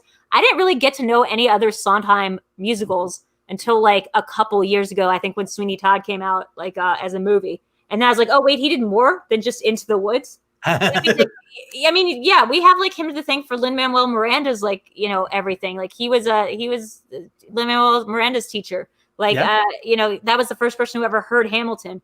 Like his wordplay again. So that's like what I listen for in musicals and songs is just the wordplay, how fast they can go, how much like they can have double entendres, all the different kinds of twists of phrase and meaning that they can have. And like Sondheim's the king of it. It's just blatantly the king. Yeah. So on that, so I always like to kind of promote Chill on my Instagram. And anytime I do my Instagram post and stories for whoever is coming on, I always try to like to pick a specific song for that person. And the song that I chose for you, I don't know if you got a chance to see it, but it was the intro song to Sweeney Todd. So you think I didn't clock that? You think I didn't clock that? No, that was amazing. Like I live my life as basically like Helena Bonham Carter cosplay. So like I mean, like honestly, like the fact is, one time when I was with my ex-husband, who's a reporter for a big organization, I got confused for Helena Bonham Carter by Chris Matthews, who kept asking where Tim was. He like kept mentioning Tim, and I was like, I don't know. And then his wife came over and she goes, "That's not Helena, honey." And I was like, oh my God, did I just really get confused for Helena Bonham Carter? Like there's like a 15-year age gap at least, but like it was like maybe one of the other best nights of my life. Do you know that she's a Gemini also? No, I did not. But totally did you know that her and Tim Burton, when they shared the place that they live in together, I'll never forget the story about Helena Bonham Carter. Her and Tim Burton live together, but they live in separate houses with the conjoining hallway. And I was like, bro, like that's how I want to live my life. Please, like my husband or partner live in a different house and let me be here. Oh yeah, hard same, Danny. Also, you know who did that was Isabella Rossellini and David Lynch when they were together. Like he can't stand the smell of cooking, so they literally had to like live in different like places in the same. Rossellini not cooking. Another one. Yeah, she's another one of like those people I'm constantly cosplaying as, like sort of, kind of. But like Helena, definitely, she's not even my favorite Mrs. Lovett. Like that goes to Patti LuPone with like hard. And I love Patti LuPone played is my favorite role. The only time I have a question about it is Patti LuPone versus Bette Midler in Mama Rose. That's the only question that I have on who I decide is better, and that's just because Bette Midler is my spirit animal. Yeah. Bette Midler, we were talking about this a little bit last night, but so when I saw First Wives Club, I thought it was like a sequel to Hocus Pocus.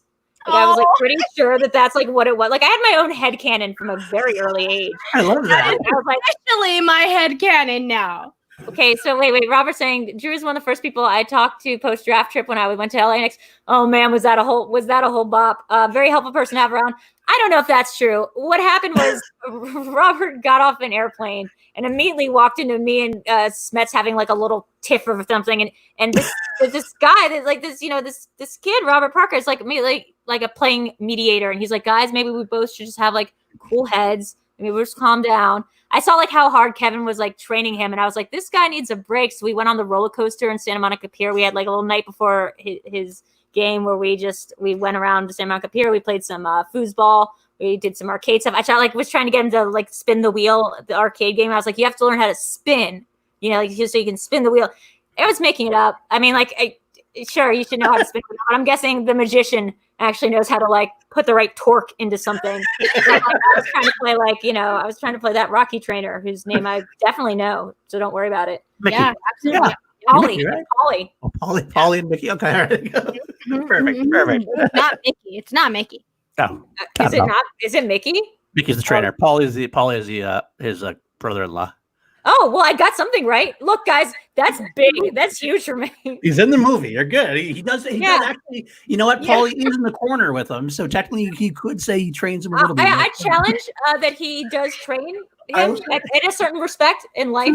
He definitely watches him train. Drew gets this question in an actual Schmoedown match. We're gonna be in the reactions. Like, Jillian knew that. I'll tell you something. Like, my ex-husband again was a lawyer. He's a public figure. He's somebody who argues for a living. He used to go crazy with me. He's like, you would have been the best lawyer. Like, if you had the attention span to go through law school, he's like, you could win every case because I would win every argument. Like, I can literally pettifog, which is just bring up, like, I can do that My Cousin Vinny like thing forever, and I never get tired.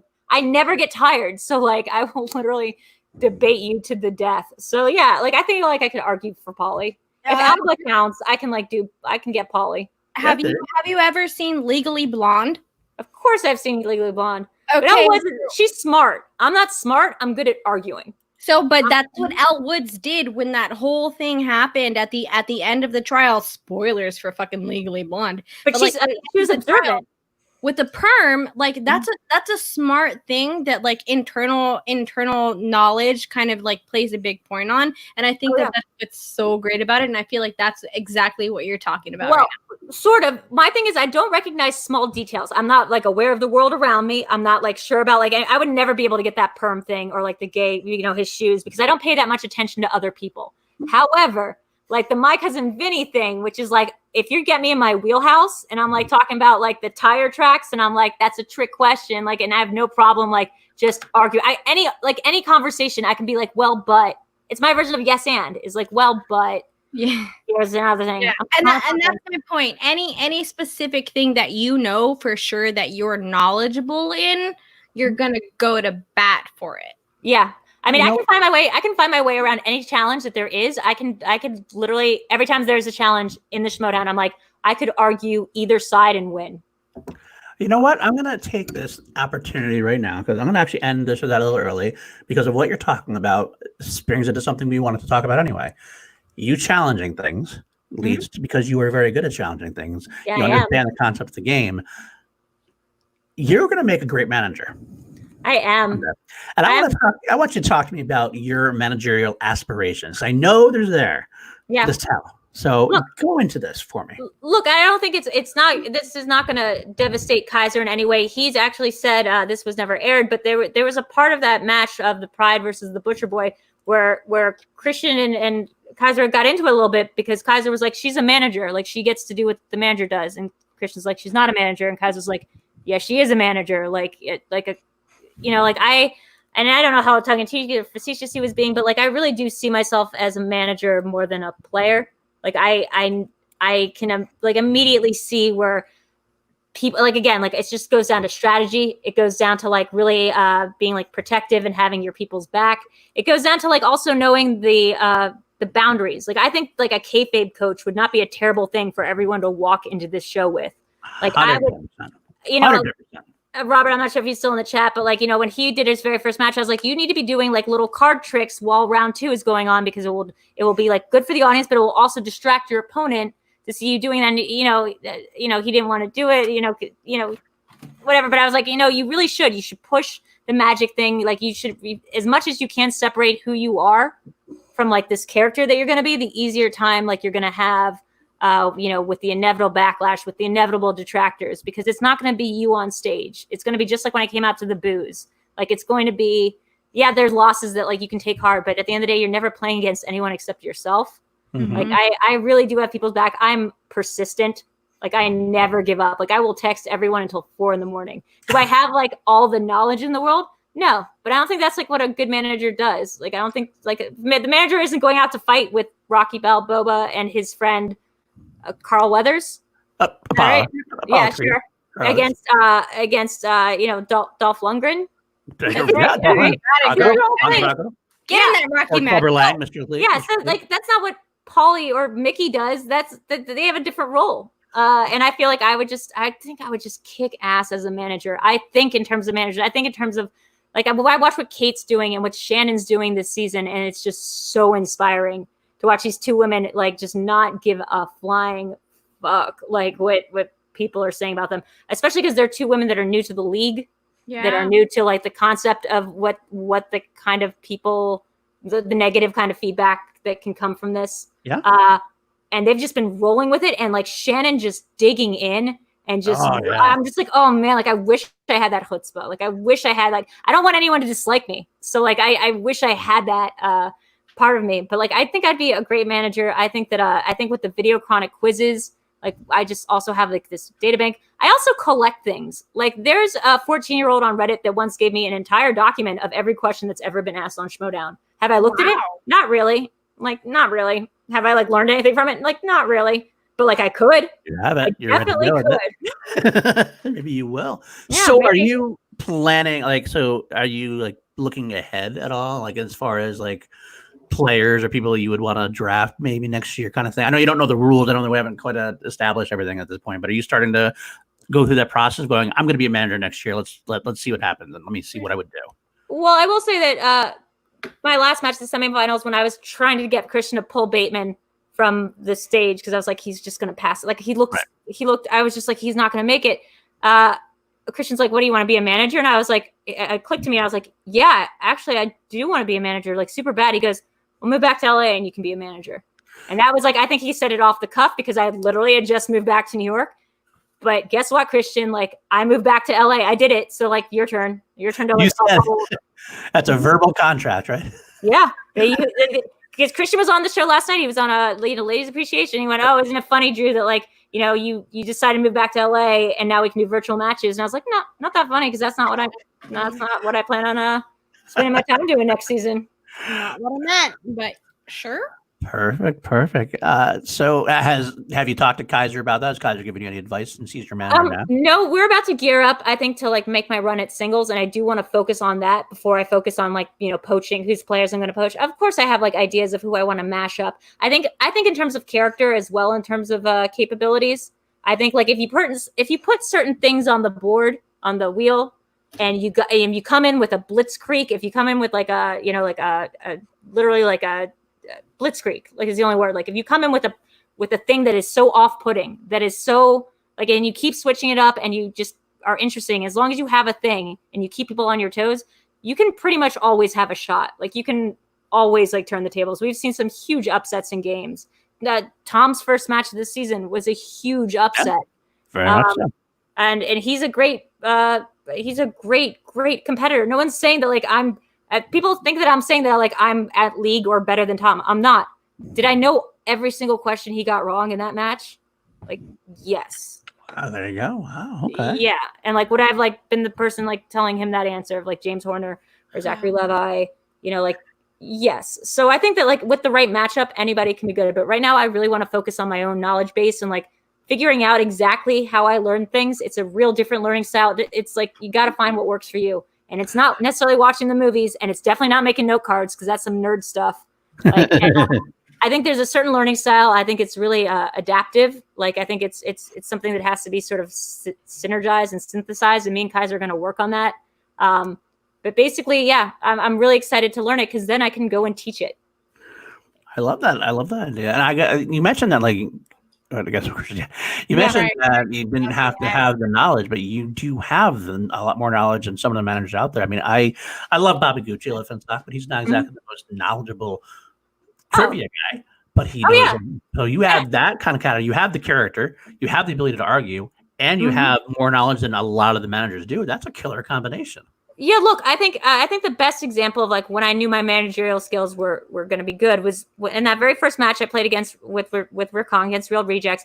Kaiser made a challenge when we had a question that I got wrong. This was the biggest like whiff of like my career so far, which was what movies like horror movie stars Finn not Witchrock. It was Finn Wolfhard or whatever. And someone else. It was obviously like it. Like it was obviously it. Two people, including my partner, wrote it chapter 1. And so Greg Alba, whoever didn't write it, chapter 1 just wrote it, or maybe it was reversed, decided to like, and so Kaiser decided to challenge it. And I thought, no, it would have been better to challenge our own answer, the one that Rick got right, and take the point away from whoever else said the same thing that Rick said, because it would keep the other team from getting a perfect round 1. Like, take the point away from yourself and keep the other team from getting the perfect round 1 rather than argue. I mean, like, either way could have been correct, it or it chapter 1. Like, it really could have gone in either way. But, like, take the point away from yourself because it will keep everyone on their toes and you keep the other team from getting that round 1. So, like, that's I feel like how you do it. Which is that's not a knock on Kaiser's managerial skills at all, because, you know, that was the one thing that kept me from getting a perfect round, and he was trying to, like, overturn it. But, yeah, that's just like the way that my mind operates a little bit. No, honestly, because that was what a lot of people were saying about this recent Star Wars match between Andrew DiMolanta and Molly Damon. With the question was something specific. Both of them answered, or Andrew DiMolanta absolute, and then I didn't do it, Ryan. I didn't do it. Absolutes. Paul didn't do it. I did. So Sorry, I missed it. It was the difference between it. I think it's, in my personal opinion. Oh, the absolute or absolutes? Yeah, I could argue either side of that. Absolute, like if you say absolute, you're talking about like a singular deity. That's saying that the Sith and the Jedi both believe in the same absolute truth. Absolutes is more like you both believe, like you're agreeing that like only the Sith deal in like black and white. So I could like argue it being either way. I think the same thing for two of Adam Witt's matches. I've been like, you know, he said the hyperdrive, and it was supposed to be like the hyperdrive something else. And in the moment they said he like added the part of the hyperdrive, I would have just gotten in there and just kept going with it. Like you know, and the other challenge about over 1,000 years, 1,000 years or over 1,000 years, it's arguably debatable about how long she's been running that cantina, unless you're asking for the exact quote, which like I feel like maybe they were, but like the most recent match with the MN, like we're getting real messy. Yep. We're getting real messy about this spelling thing. Like, I feel like I've just like, this opens up the loophole for like anyone to be like, well, I just spelled something incorrectly and spelling doesn't count. I also pronounced it incorrectly, but like that doesn't count either. So, you know, you got to just keep going and winding, like just grinding them down, maybe. Yeah. Well, there's a rule book. Yeah, 100% agree. And this is an argument that we had yesterday. I heard M. Everyone else heard N. I heard M. At the end of the day, it doesn't really matter what you hear. It's more about like how much are you willing to just be relentless about it, and just, I mean, that's how that Alba thing was won. That Alba thing set a bad precedent, but like it was won. It was overturned from its initial ruling. Like, you can't just be like, I know the guy. Like, I knew, you guys know that I knew I was thinking of the right person. That doesn't count. That's never counted. But as I understand it, I wasn't there in the studio that day. They just won by being relentless. And they want to become about being relentless against Ben Bateman, which really shows you that, like, it's really, I feel like Snyder's like the person that I look to for a certain kind of, not heel, but like a certain kind of just unending, tireless sort of advocate for himself and his people, his team. There you go. Yep. Real quick, throw that in there. Ryan Payne says they both got the point. The only way to challenge is if Christian gave Andrew or Molly the point. Yeah. That's true. Yeah. I mean, look, my American Psycho challenge, if they had said horror thriller, I still wouldn't have been able to pull American Psycho. My mind just whiffed. But I noticed that the second time they didn't say thriller. Like, I noted that I definitely clocked it. And so I was like, well, American Psycho is not a horror film. Like, it is really not a horror film. Like, unless you put horror thriller or psychological horror. And I would have debated that till I was blue in the face. I didn't expect that challenge to go my way. Mark Ellis even said it was cut out. Mark was like, don't challenge that. He goes, I'm not going to rule in your favor for that. You don't want to use the challenge. I said, yeah, I kind of do. I used to write Brady Snell's fan fiction. Like, I kind of do. So I love that challenge because I was completely on your side for that challenge, because it's a matter of like this weird articulation behind like what's a question and how someone interprets a question. And I think that was a great way to kind of keep the league on their toes in a certain way, like just kind of keeping in line what categories really mean for the specific movie that's behind it. And I truly feel like that specific challenge helped actually change and form a different sort of part of the Schmoedown, because it's important to really clarify what genre of a movie, because this league has gone farther than where it was in like what counts as inner you know, like what the kind of said. Look, at the end of the day, you know, it was a correct challenge because, like, you know, but it also comes down to subjectivity. What I really it was like, you know, some people might consider it horror. Everyone else at the table considered like was able to get there, but I noticed that they had forgot, like the announcers had forgotten something, and like that was what I picked up on. That was the important part, was that they had dropped the ball on saying something, and I only realized it retroactively. But like I realized it, and once I did, like I wasn't going to let them, because if the category is always horror thriller, to keep off thriller is to imply that this is a horror movie that deals with the supernatural. Absolutely, yes, and that I've always felt like that was important to differentiate. Can't talk, sorry, slow tongue.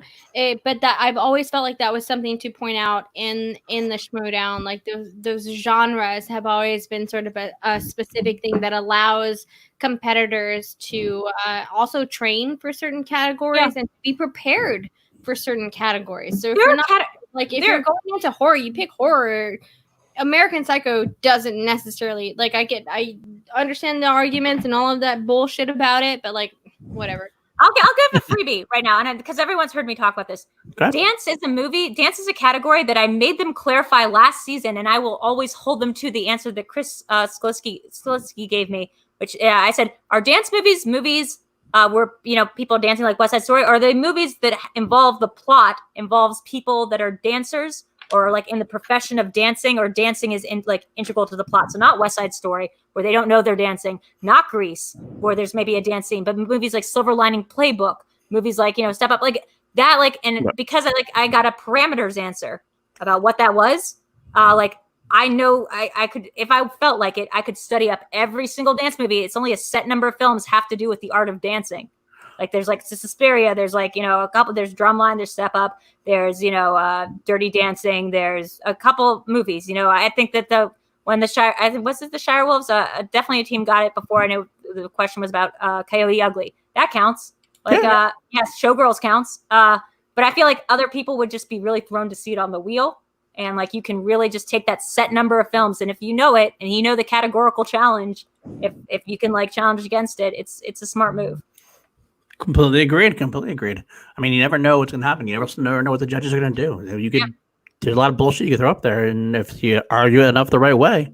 Yeah, but I get the red receipts on that. Like, I've got the clarification email that I have kept about what that is. Can you bring it up on your phone? Yeah, I mean, honestly, and I asked PJ about it recently. I was like, so dance movie was this? And he goes, wait, what? And I went, yeah, well, because it says in this email when I asked all you got, and he goes, oh, yeah. He's like, I guess that makes sense. And I was like, yeah, no, I mean, I would bring up that email in a match if it ever came up. Now, that I give this one away because I don't think there's any competitor that's going to, because of this, go study dance movies super hard. If you know it, like if you're someone like Bibbs, like you know it and you know it. But like, I don't think like that's any competitor's strength. Right. Good. Yeah. Okay. All right. Well, I think it's time now to bring Kelsey back on board with us. This is going to be time. We're going to be having questions from the chat, questions from the Streamlabs. Welcome, Kelsey. I love your hair. I love Kelsey. Kelsey made this video. I love Kelsey. The video you made for this, Kelsey, the one with you, like with me in it, that was incredible. Thank you. Like, seriously, I was like blown away. I was like, ugh. I got that goosebumpy feeling that most people get watching a Nerd Chronic drop for the first time. I get like a little bit of sneak peek access. Wow, high praise. When she played that, we were very excited. We're like, oh my God, that's awesome. I can't wait to play this. Oh my God, I love it. We actually gave some people some nightmares in the general chat. I want people to have nightmares about it, like before they go up against me in a match or anything. Josh McCouga is my ultimate person to get paired up. How much I'm gunning for like a me versus McCouga match. Like I would, he would hate me. He would. Unfortunately, it would be the best thing to see, because I would want nothing more than Josh McCouga to like run out of the studio somewhere in like round 2, and well, just kind of ends at that point. I will say that there is a rom-com exhibition match that is coming up at some point that was virtual, but me and McCouga were both there. He was not a fan. Like he did not like what I was throwing down at all. And I think Christian really did like it. Christian immediately saw the potential of there being something, and Josh may or may not have threatened to retire. So we'll see how that goes. All right. Well, like I said, this is going to be time for questions. We do have some questions already in Streamlabs. Streamlabs will definitely get priority, but you can throw your questions in the chat. And while you are doing that, we will plug our shows that are coming up on the network for this week. We should actually, you did finish it, didn't you, Kelsey? Kelsey was working backstage on her next video. It's uploaded. Stream. It's uploaded. Our next. By the way, good night, Jake. I saw Jake is leaving the chat. Bye, Jake. Good night. Oh, good night, Jake. Take care, Jake. So next week, guests on Chill to Action.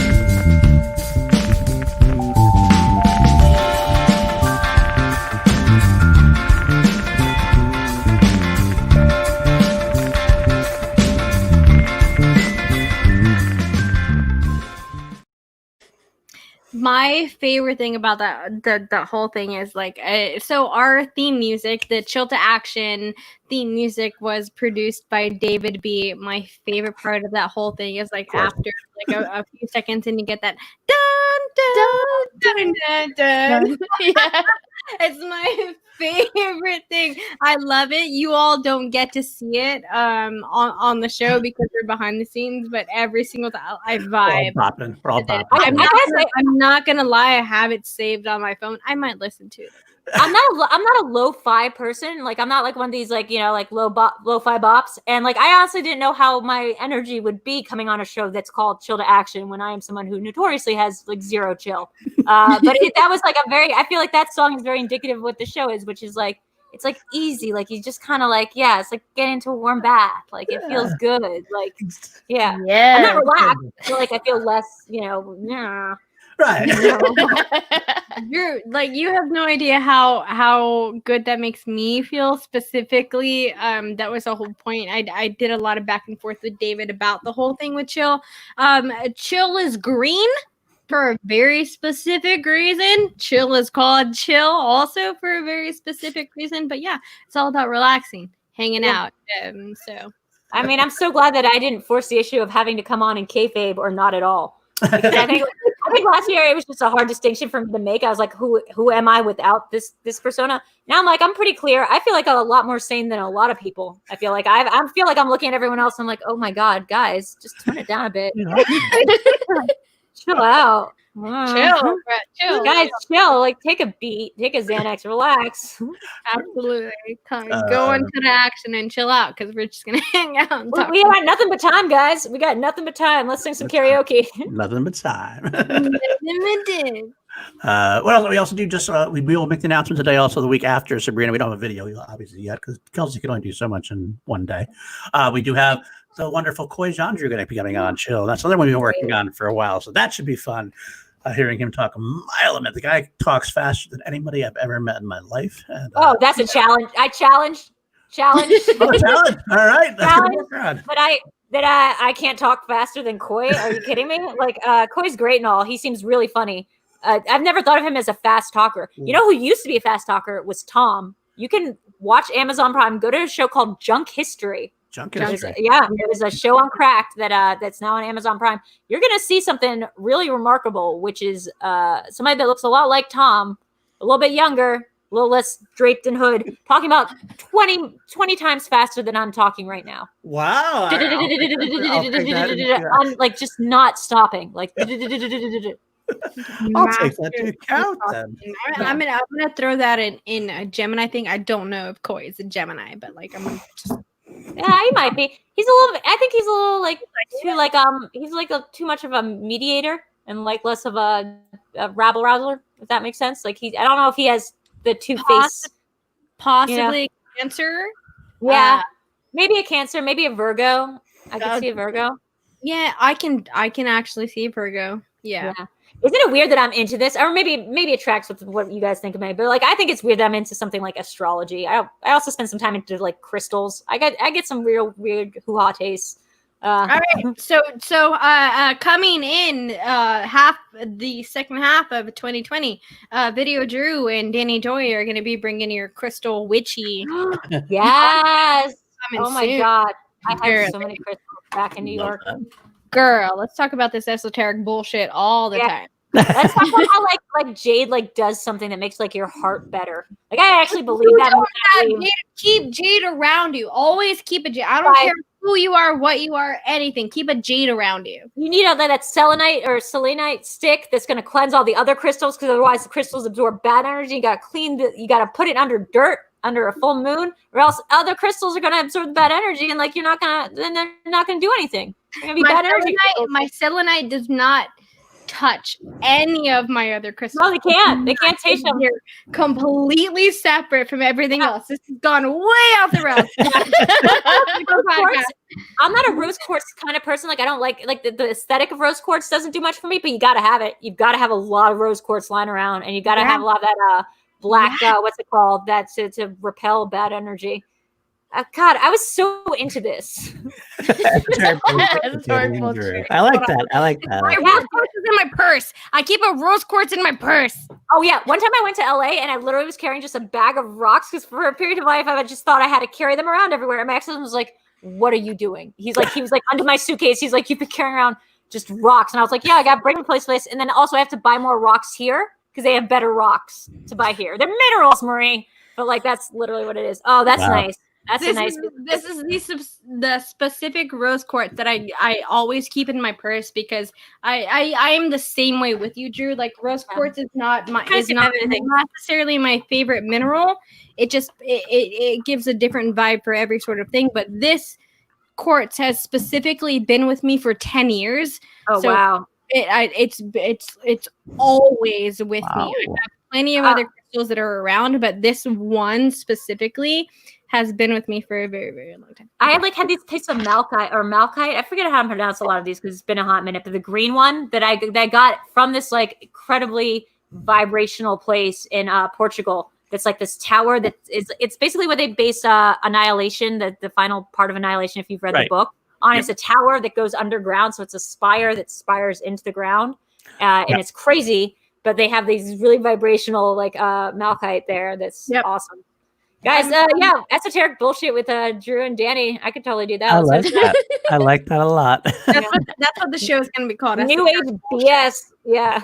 Danny, did you just fail in getting a book? She failed. I did. I'm trying to look for Annihilation. Get the crystal hand, and I can't fucking find it on my books everywhere in my room right now. Like I'm going to give a quick like a little. I didn't say I was going to do this. My room is a mess. But I do have Annihilation. Oh my God. I mean, look, it's been really hard not to have a couple things with me. Like, like I only brought 2 weeks worth of clothes. Thank God I was planning to be VideoDrew for the entire thing. So I have a lot of stuff, still not all of it. And like, I don't have a lot of stuff, but like, my God, my crystals, because I've moved so many times in the past, like 4 or 5 years across the countries and stuff, my crystals have scattered to the wind. It took me like 3-4 years to create this crystal collection. And it breaks my heart that like, it's all over the place right now. I had to give some of it up. But what's the black stone that's kind of like flaky looking? Onyx. Is that onyx? Not onyx. It's got that it's got kind of like a matte sheen to it, and it's got that flaky kind of. It almost looks like it's paper, like wafer kind of layers. and it repels bad energy, and like everyone's always wearing bracelets made out of it. Yeah, there we go. The crystal Bible, the healing Bible. There, I pulled a book from the bookshelf, y'all. There you go. Is it Tormine? Tormine? It's Tormine. Yes. Yeah, there we go. Okay. How many people did we lose? I'm not looking at the chat. How many viewers did we just lose here? Actually, 25. Just kidding. I don't think any. actually none. They're with us still. They're all with us. So. They're all here. Yeah, I could go down a whole crystal hole, guys. Sorry about that. That's good. I love it. I'm actually interested in all that now. So. I mean, they're kind of cool. What they are is they all have like superpowers. They're all like X-Men. So you just like think about it like it's like it's just kind of a nerd thing to do. You're like, this one gives me power of flight. This one like heals this chakra. This one like, and you have to do these little rituals with it. Like it's very much like a geek thing to be into like crystals. Like, it really is. Like, it's just about believing in these special things that give you magical powers. Vaguely. I love this because I do genuinely have a shrine, but the fortunate thing about me and my family is that like I'm Mexican American, so my family has been doing curanderas for a very, very long time. I actually posted it on Twitter very recently, but I also talked to the C2A fam about certain things about curanderas and different things like that. It's faith healing. It's the egg. Healing. Is it what the egg where you break the egg over? Yeah, my last boyfriend was first generation Mexican American, and I love. Yeah, I gotta say that abuela stuff is real up my alley. Yeah, my family has been doing it for years. My grandmother did it. My grandmother was very, very much into it. My mom did it for a little bit. Yeah, guys, what do you think the gauntlet's made out of? It's just shiny rock. Yeah, it's like literally, it's so hard for me to be like the reality stone like versus whatever. Just get the one reality stone, and then you use that to cleanse all the other stones. True, like we could do an actual show about the Infinity Stones and rate different stones that would be what a soul stone. Yeah, this one belongs on your heart chakra. This one, but like the time stone is definitely like I don't know, like this in your stomach. I feel like that's the stomach chakra. Guys, I'm so sorry for getting all this off topic, but I'm really new age. I'm really weirdly new age because I just kind of believe in whatever sounds like interesting to me. Like that's how my like belief system works. Whatever has got a good enough hook, and like crystals are pretty, and they're cool looking, and you can collect them all like Pokemon, and it makes you feel like a little bit of a superhero witch. So my biggest thing with curanderas necessarily was faith healing, and there was a big part of my life where like faith wasn't necessarily like part of me. So that's like I look at stuff like I'm sorry if this offends. I'm genuinely sorry if this offends anyone in any sort of way. But I look at crystals and different things like that as a spiritual sort of thing, like the same way that people go to prayer in a certain way. That's the same way that I go to my crystals in a different sort of way. Oh, absolutely. Absolutely. I mean, look, this was the year that I was getting married and stuff. I was, I'm Jewish. I'm Jewish by like, community and by like, because the Jewish community is great. I love going to synagogue, but like, in terms of religion, like I don't really, I like the Jewish religion because basically there's no hell. Like, we don't believe in that. Like, we're just like, well, no, you've been on earth, right? So, like, not like, Catholic. All Catholics are going to hell. We're all going straight to hell. I'm a recovering like, Catholics usually have a lot in common in terms of our guilt and in certain other kinds of things. But, like, no, Jews don't believe in hell. So we're not worried about that. Like, we're just kind of like end. Like, when things end, like, they'll end. And, like, that's something you're at peace with. So you have to kind of make the best of your life on earth. Because like God loves you and all, but like don't think that like you're gonna like get a special little cloud up somewhere. So I've like never, and I like that about Judaism, and it really does. Like Judaism is a religion where you just question everything. Like the whole point is to question. Like the leaders of the rabbis, all they're supposed to do is ask questions and be like, I don't know if I believe this, or like I don't know how true this is, or does it sound right that like the 10 plagues started out with like started out with blood boiling and ended with like locusts. Shouldn't have started locusts and the Patreon tier gets higher until like death of the firstborn. Like shouldn't the Patreon tier be higher? I was trying to explain like Passover to Eric, and like I was like, so you take the wine, you call up these 10 plagues that came with the wine, blah blah blah, and we started looking them up. I was like, because I couldn't remember them, I was like, oh, so they started with the blood boiling, and then they moved to like cattle disease. Well, that would just been like a bad, like annoying thing to happen. Like after the blood boiling, really on a lower tier system. Oh, great! Now my husband fucking died. Now my fucking cattle's gonna go too. Great. Lice was after blood boiling. I was like, lice is just an inconvenience. But guys, for the $50 patrons, you get all that plus total darkness. I love it. I love it. Thank you. Yeah, that's like a limited tier. Yeah, Drew and I are gonna start our own Patreon. If y'all want to talk about some crystals, we'll get into it. Plagues and crystals with Drew and Danny. Plagues and crystals with Drew and Danny. And I blame gravity. Crystal, speak to me. That's the thing. Buy more crystals. That's from the Beetlejuice. Crystals aren't expensive. Like that's the Beetlejuice. That's a Beetlejuice musical quote. Yep. She goes, like, crystals speak to me. What are they saying? Buy more crystals. Everything happens for a reason. God, I saw Beetlejuice musical on PJ Campbell's advice. It was I saw 2 Broadway shows right before I left New York. So I was like, the world might be ending. So let's like get a matinee in. The Beetlejuice musical was fucking nominal, and like I love it so much. I'm so glad PJ told me about it because either way, that show was going to close to make room for the Music Man on Broadway with Hugh Jackman. Yeah. I'm so glad I saw it before it closed. That and 6. I've heard lots about 6. It's great. There's no Beetlejuice. Beetlejuice the musical really dealt with something I'm very happy about, and I know I'm. I heard every song.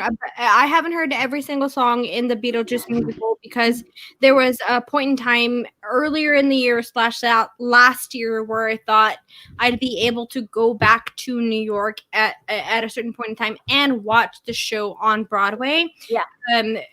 Or just I'd be able to watch the show. So I didn't want to listen to all of the music. I did the same thing. I didn't listen to it all the way through because I got to a certain point and I was like, this is deviating from the story.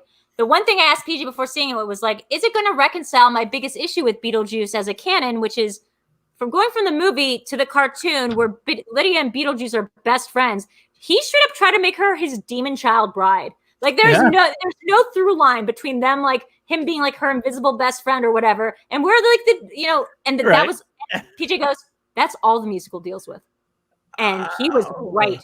Like that entire musical, it's just about reconciling those two ideas that Beetlejuice and Lydia could have a lot in common, and sort of like their outlooks on life and their approaches and how lonely they are and like what they see in each other. It was a fantastic musical. It's on Spotify. I couldn't recommend it highly enough.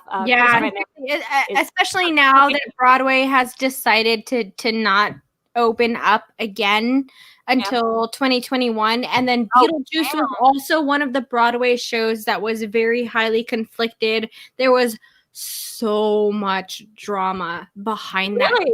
I didn't know that. I do know it's in production forever. The set design was incredible. I'm so lucky to have seen it live. I also saw Hamilton like with the original cast. Like there are some things that just New York theater you don't get a lot of. That's all that too. Yeah. Yeah, I can't wait for. But look, July 3rd, people. July 3rd. Disney Plus. Yes. Yeah. Yeah. No, I was at the V Diggs. I put him on the cover of the New York Observer, and I got so much flack.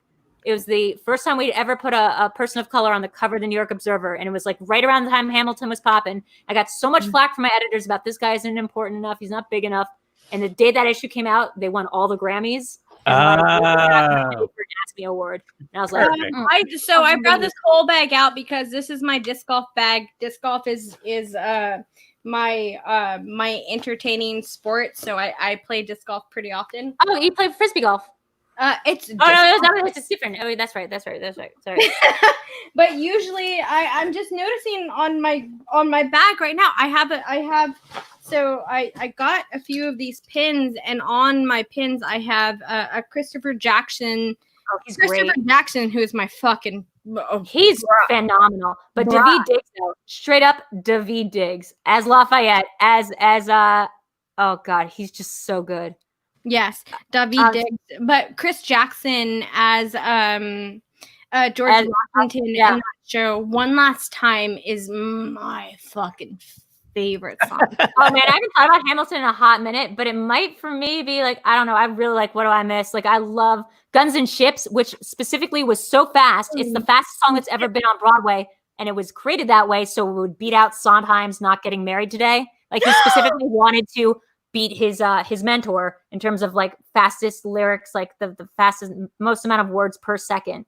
So like that's to me like always like a fun fact and stuff. It's the fastest thing. It's only because Daveed Diggs was in clipping and like can like rap like so freaking fast and like freestyle so freaking fast. He's great. I cannot wait for Hamilton to come out on Disney Plus, specifically for Chris Jackson, Lin-Manuel, and Daveed Diggs. Just because like I just cannot wait to see all of that going on. Like I want to see what I'm almost thinking about, like not live doing it, but maybe doing like a reaction of the whole show. Oh yeah, I tried to do that for Sondheim's birthday. I tried to live stream it on my YouTube channel. Immediately got flagged. I got one of those things where like before I was even monetized, they were like, "Watch yourself," and I was like, "Oh, fine." But technically, I felt like that was a very let down kind of show because like everyone had to do it remotely, so you couldn't do the best Sondheim numbers, which are people talking over each other, like Your Fault, The Woods, where it's like it's just people just talking like they do in real life, or like how I do, which is just interrupting one another and constantly tripping over each other's sentiments. I cannot wait. I just want that. I really genuinely hope that they do burn. You saw in the commercial.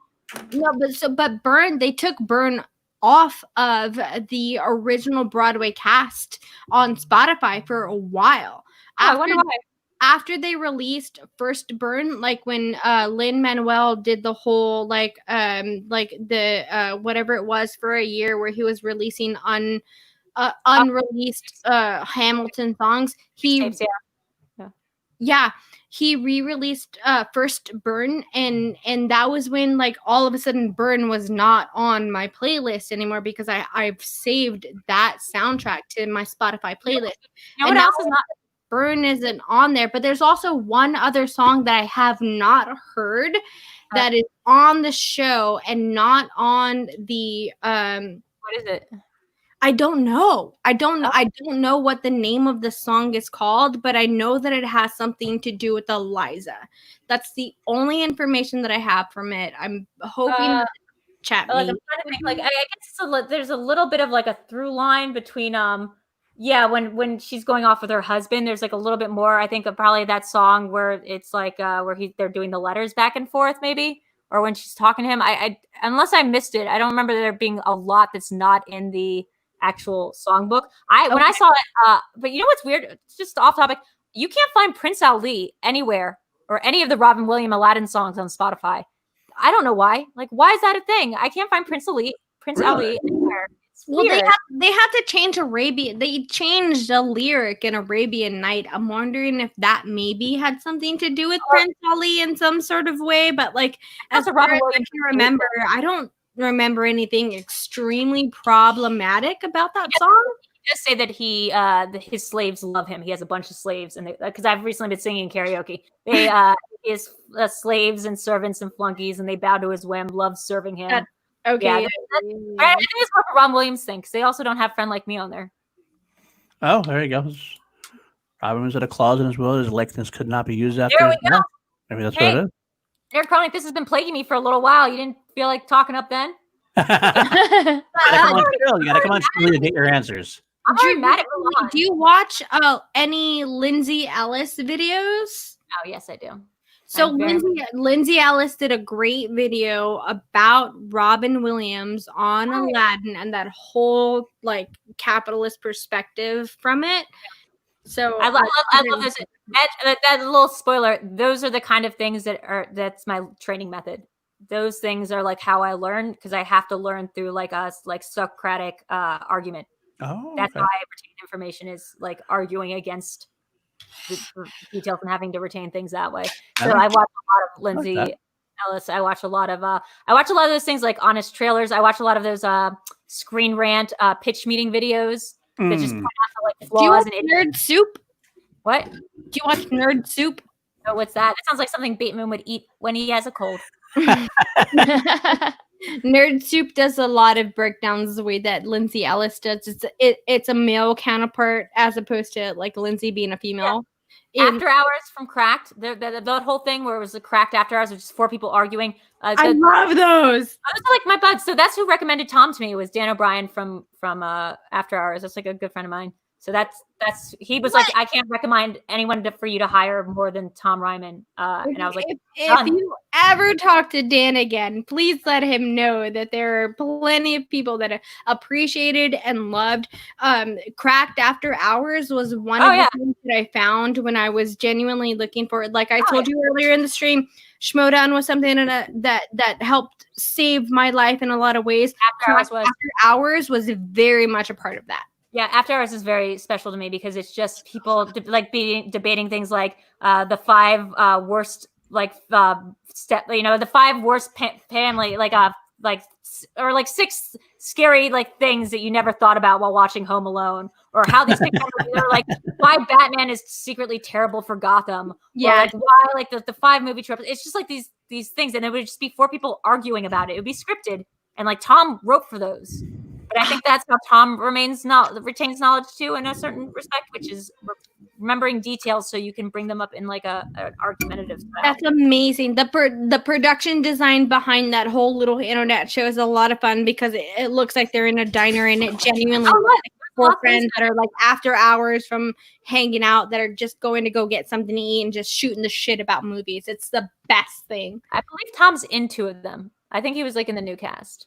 Anyway, I want to see it. I will send you guys all the link. I will have to say real quick, I love plugging Tom's stuff. Plugging Tom's stuff always comes before plugging my stuff because I honestly stan him so hard. You guys need to check out, if you haven't already become a patron to Gamefully Unemployed, which is a game video game. Gamefully Unemployed. It's a Patreon. Tom does 2 or 3 podcasts per day, and they're incredible. He has one where he's called Worst Corp Ever, where he and his friend David Bell pretend to be employees of Resident Evil's Umbrella Corp and just talk about they go through each movie as if they're employees of the fictional company that from Resident Evil. They have one about Fox Mulder being a maniac, where they go through every episode of the X-Files. They go through every episode of the animated series of Batman. He does one with it's just every new trailer. He does one of 1 movie a week that's just a random movie. There's so many things that Tom does that I feel I wasn't allowed to talk about last year, or if I didn't know if it was cool, we were in right. And now I just want to tell the world, guys, Tom produces so much content. You've got to check it out. Well, I just put the link in the chat for if you guys are interested. Both Gamefully Unemployed and for VideoDrew's Patreon as well. Oh yeah. Ryan Payne does want to say, I want to suggest Lessons from the Screenplay. I don't know anything about that, but that sounds like a cool show to watch. Alex says that she loves Lessons from a Screenplay. Oh, cool. I'm going to check that out. Pitch Meeting. Pitch Meeting is something I got into recently. That's the one where, and I have a shirt now that says it's where they just go through every plot idiosyncrasy. It's a guy pitching a movie to himself, but he's both the writer and the executive, and they're both just awful people. And they're just talking about every movie. And he's all at one point, the executive will inevitably say, well, doesn't it not make sense? Wouldn't it be really hard for them to get off the island if the dinosaurs, and they go, he always goes not at all, barely an inconvenience. I have that on a shirt, not at all, barely an inconvenience. It's just a great line. I think that's the right line. I feel like I'm barely at all. Yeah, something like that. That's a great one to watch if you want to remember minute details from a film. Not at all, barely an inconvenience. Yeah. All right, Kelsey, it's time to start throwing up those Streamlabs and Super Chats and all the other questions that we got. Yes, I'm going to start in our Streamlabs. We have some Streamlabs from earlier as well as some Super Chats. Okay.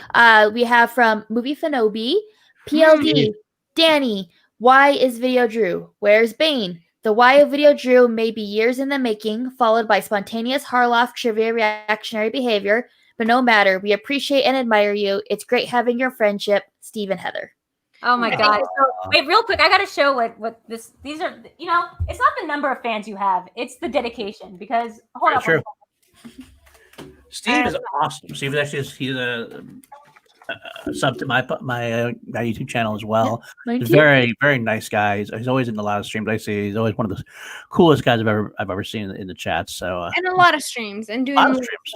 Yeah. Oh, girl. So, this is the VideoDrew sculpture.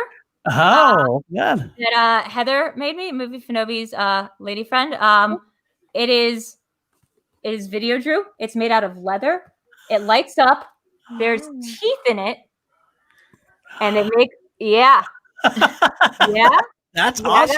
Guys? Are you That's getting very the sense of what I'm talking about here? It's not like the number of fans you have. It's people like Heather and Steve who really. This is a VideoDrew piece of art. My soul's going to go into it when I die, and I'm going to hurt the shit out of somebody. That's definitely a movie to happen. That's definitely a movie to awesome. Where's Bane is also a reference to one of Tom's podcasts because they like pretending to be Ben Mendelsohn and being like, "Where's Bane?" Which is also perfect. Me and Chance and Nerd Chronic listened to a whole podcast of Tom's once, and like we all got so into it that we bought "Where's Bane" t-shirts from like his merch store.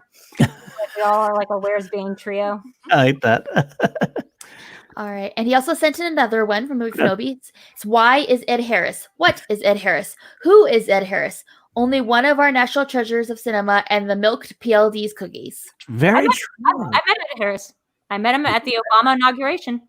Yeah. Really? Photo of me with him in 2008. He was super, super nice. Maybe one of the first celebrities I ever got my photo with. Then about, 7 or 8 years later, I met Jimmy Simpson. And I have a photo with him. And what's funny is they look identical. Like I look the same in both photos. So really, and it was the same year as Westworld because I was interviewing Jimmy about Westworld. Right. So I was like, it literally is like a time thing. Time capsule, whatever. Saying these pictures are taken 8 years apart, and it looks like I have not aged a day. Wow. That's awesome. I got That's side by side. Yeah. That's never amazing. had to meet him and I love talk to him. that. I do. That's a great thing for Westworld also. Jimmy Simpson is just also the world's like best interview. Like so good. He seems like he would be. He seems like he's very friendly and very open, very like willing to go with it. That kind Yeah. of thing. Oh my God, we got real into it. Yeah, about like just life and stuff. He's great. Life and stuff. All right, Kelsey. Okay, perfect. And then the next question, let's see. It's a more of a something from Jake earlier. He said, Taylor Palmer and his wife Chelsea lost their daughter in November and set up a GoFundMe in her name to help others with financial issues after losing loved ones. If you have a few dollars to spare, please donate to thepaisleyproject.org.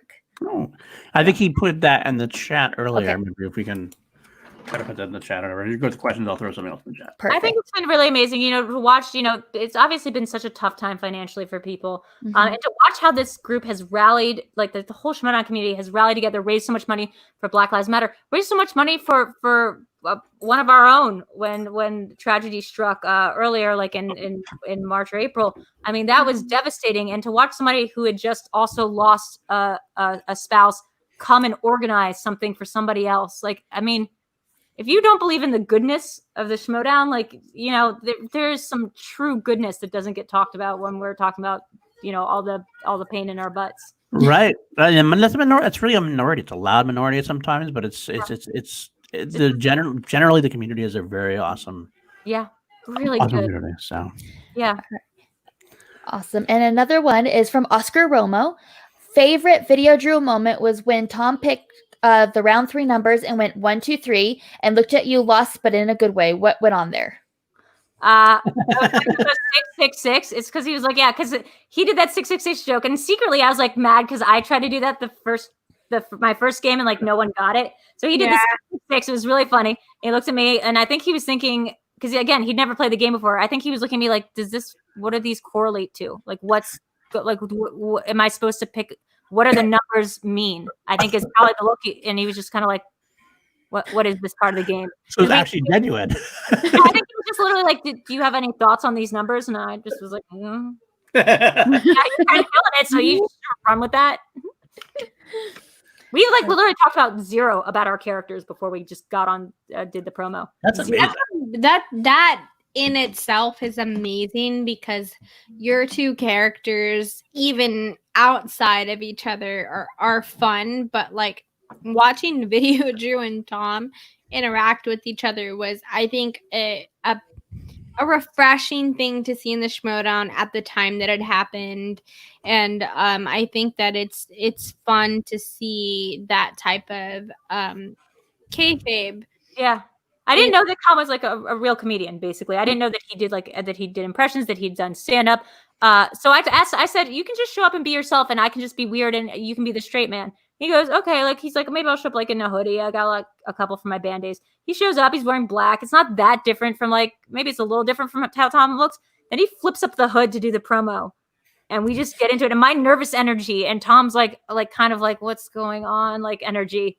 It was just, I don't know, Nerdchronic's in the chat. Like he was there for that. I think we did everything on one take. I don't think I've ever done more than like a couple takes. I think you said that earlier today. It was one take and then he added like one line afterwards is what he said. We basically have only done, me and Tom only did one takes for everything.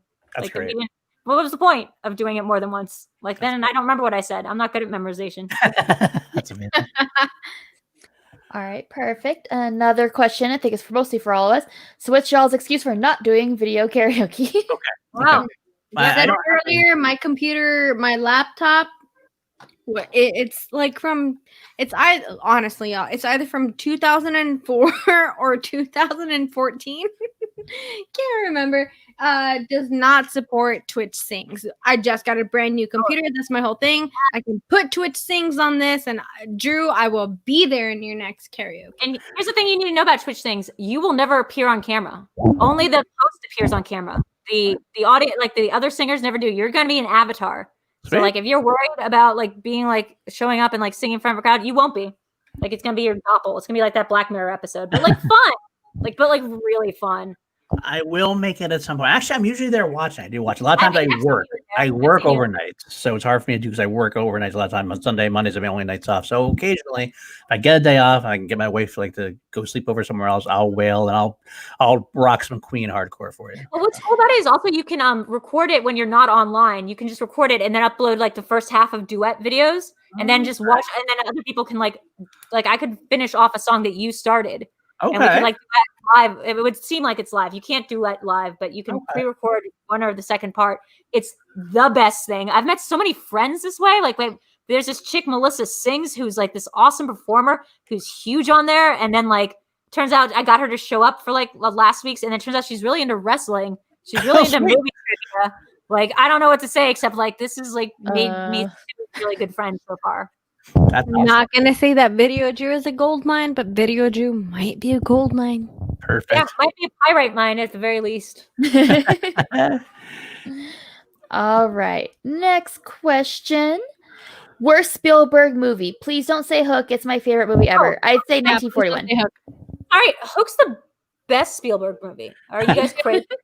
Literally the best one. There is no better one. I'm not a huge fan of God, I can't say Schindler's List because that'd be terrible. Like I can't say I'm not a huge fan of it. I don't like that kind of movie. I don't like war movies. I certainly don't like Holocaust movies. Probably Hugo, maybe. Not a huge Hugo. The worst movies of Spielberg's are the ones that are like or AI. Let's go with AI. Actually, that one's just unequivocally bad because it was a Kubrick concept that he watered down and made like into like a half Spielberg thing. So yeah, I'm going AI. That would have been my first answer is AI, especially as someone, I've said it on this podcast. Anyone who knows me knows, like I'm an extremely huge Kubrick fan, and I know what he did with AI, and he didn't want like a feel-good family film is for damn sure. Like, that's not what he wanted. He didn't want Haley Joel Osment being adorable. That's not what Kubrick would have with it. Absolutely not. This was definitely supposed to be a very different movie than what it was. So I totally agree with you. AI would have been my answer for that. Real quick in the comments, Camshaft, All That Jazz is phenomenal. Just Truth. That's one of the best movies of all time in my book. And it's the one that Bob Fosse directed and wrote, and it's about his own death. It's him predicting his own death from overdose of amphetamines. It's got some great, crazy musical sequences. That counts as a dance movie because it's Bob Fosse. It's got some incredible. It's devastating. It's hilarious, and it's dark as hell. So I don't know why Camshaft was bringing it up, but like, yeah, everyone go watch All That Jazz. And I'm gonna give you a hot take. I actually really loved AI. No, I did. I really did. I watched it again recently. I thought that the performances were really great. I watched the movie before I really understood Kubrick's role in the movie. And I think that kind of like, I watched the movie, I enjoyed it. I thought it was great. I thought the actors did a great performance of it. But when I knew that it was a Kubrick movie initially, that was when I was like, man, wow. Okay. I get it. I mean, I get what you're saying. I get why you shots on that. Oh, also the phrase I'm now realizing from Screen Rant is super easy, barely an inconvenience. That's it. That's why it wasn't landing. It's super easy, barely an inconvenience. Super easy, barely inconvenient. Yeah, I'll show you guys that. Okay, what about you, Kelsey? My least favorite. I didn't say least favorite actually. Oh yeah, wait. So sorry, Paul. Get back to Paul. Sorry. No, go Mine. Kelsey. Go Kelsey. I probably have to go with Hugo. I just didn't. That was not my thing. Yeah, I didn't like that movie. I keep wanting to say Avatar, but like he didn't direct that. But like that's kind of like not. I feel like also like maybe I could take Poltergeist and just do a hot take because like but like that would imply that I don't like Poltergeist. It's fine. It's not my favorite movie, but like it's not my favorite horror genre movie. But it's a pretty good movie. I just think it would be a hot take to say that Spielberg and bring up that whole thing about whether or not he directed it. Yeah, that's true. I don't know if I have a least. He's one of my favorite directors of all time. His later stuff has been kind of a little bit out of touch for me. I probably have to go with. I had to say something off the top of my head. Crystal Skulls. No, I actually am an apologist for that. I actually don't mind that. It's my least favorite. It's my least favorite, but I still enjoy a lot of it because I love the world and the characters so much. I just saw it for the first time with Nerd Chronic like a month ago, and I was like, that's the kind of movie that I finally understand when people say that ruined my childhood. So, like, I hate it so bad. Like, I hate knowing that's how Indiana Jones ended up. Lame. Well, I get that. I'm gonna take 2 seconds to talk about this really quickly. Put that Danny Rant timer on for a second. Oh, geez, hold on, let me get that up. Yeah, dude. Okay, so here's my thing about Crystal Skull. So a lot of the Indiana Jones movies were basically based on Nazi propaganda and what the Nazis were looking for. If you actually go back and look at a lot of Hitler's history, he was very much into a lot. Like, look at the bell. Like, look at all of bullshit like that. Like all of the conspiracy theories behind it. Like Hitler was very much into alien conspiracy theories. Crystal Skulls are actual thing that are real in conspiracy theories and that are in actual history and a lot of stuff. So for Indiana Jones to use those crystal skulls, do I think that movie is the best movie ever? No, it's my least favorite of the Indiana Jones movies. But does it also make sure that it follows in the line of Indiana Jones movies? Absolutely yes, because they're searching for Nazi propaganda, Nazi history, and all of that stuff, and what Hitler was looking for. And Hitler was absolutely looking for these esoteric sort of different things, and crystal skulls were absolutely something that Adolf Hitler was looking for. But it wasn't Adolf Hitler, it was the Russians in Crystal Skulls. However, I had the same issue. I was like, the Russians wouldn't do that. Then I Googled it. Turns out whoever's in charge of Russia during that time absolutely had a personal psychic on call. So that's absolutely true. Whenever I hear Crystal Skulls, so I'm reminded of the Peep Show quote where it's like, "Do you believe in crystal skulls, Mark?" Like you say, you believe in crystal skulls. You'll say that? No. Could anyone? And he's thinking his head. He's like, yes. Yeah. Anyone who knows any teeny tiny bit of anything about Aleister Crowley specifically, yes, and I do. Like, I know everything about Aleister Crowley. You don't have to put that timer on because that was all that I was. I thought you were going to. I don't need to rant about AC because I don't want to. I don't want to. I will throw it out there now. First of all, I think you're thinking the wrong movie because Hugo is Scorsese. Are you thinking of Tintin? Schmoedown. Oh, is it Tintin? Are you thinking of the Adventure of Tintin, possibly? It's the clock, isn't it? Is that Tintin? Yeah, he did. The clock is Hugo. Okay, then I'm not thinking of the same movie. Why the hell was I saying Spielberg? This is exactly what. No, I was in the same boat as you two. But this is. I also keep thinking he did Avatar. I don't like Tintin either. I just looked it up. No, I found my answer. It was Crystal Skulls, so it's fine. I got under the wire. Thanks for whoever in the comments was bold enough to like not, because everyone watching was like, Jesus Christ. I actually could have said it too, but I was like, is that Spielberg? I didn't think it was, but my answer, by the way, and like the whole way through, I just had to turn it off. It was one of those movies I couldn't deal with it. My answer is Jurassic Park 2: The Lost World. I really did not. Rude. Very rude. Very rude. Do you know that Steven Spielberg actually made Michael Crichton write Jeff Goldblum back into the script? because he like died. it's legitimate truth. Steven Spielberg asked Michael Crichton to write this book for the capitalist inquiry on the Lost World. Ian was supposed to die in the. No, he wasn't supposed to die. He did die in the books. Ian Malcolm straight up dies. In the he first does die, and then Michael Crichton rewrote a second book where he's like, but now he's alive because fucking everyone loves Jeff Goldblum.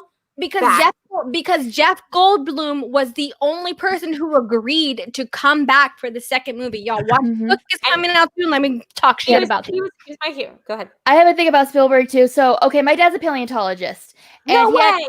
And he actually he discovered the raptor that the raptors in Jurassic Park are based off of, theoretically. It was written before my dad discovered it.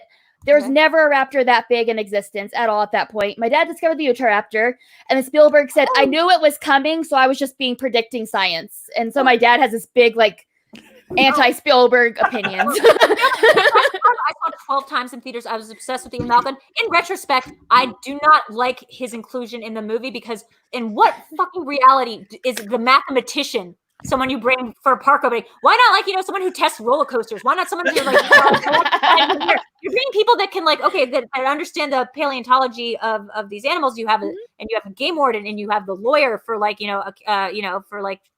accountability. Then you bring a theoretical mathematician. What the hell is he supposed to do there? What the hell kind of use does he? They don't explain any of it in the book. They don't explain any of it in the book. He doesn't even do real math.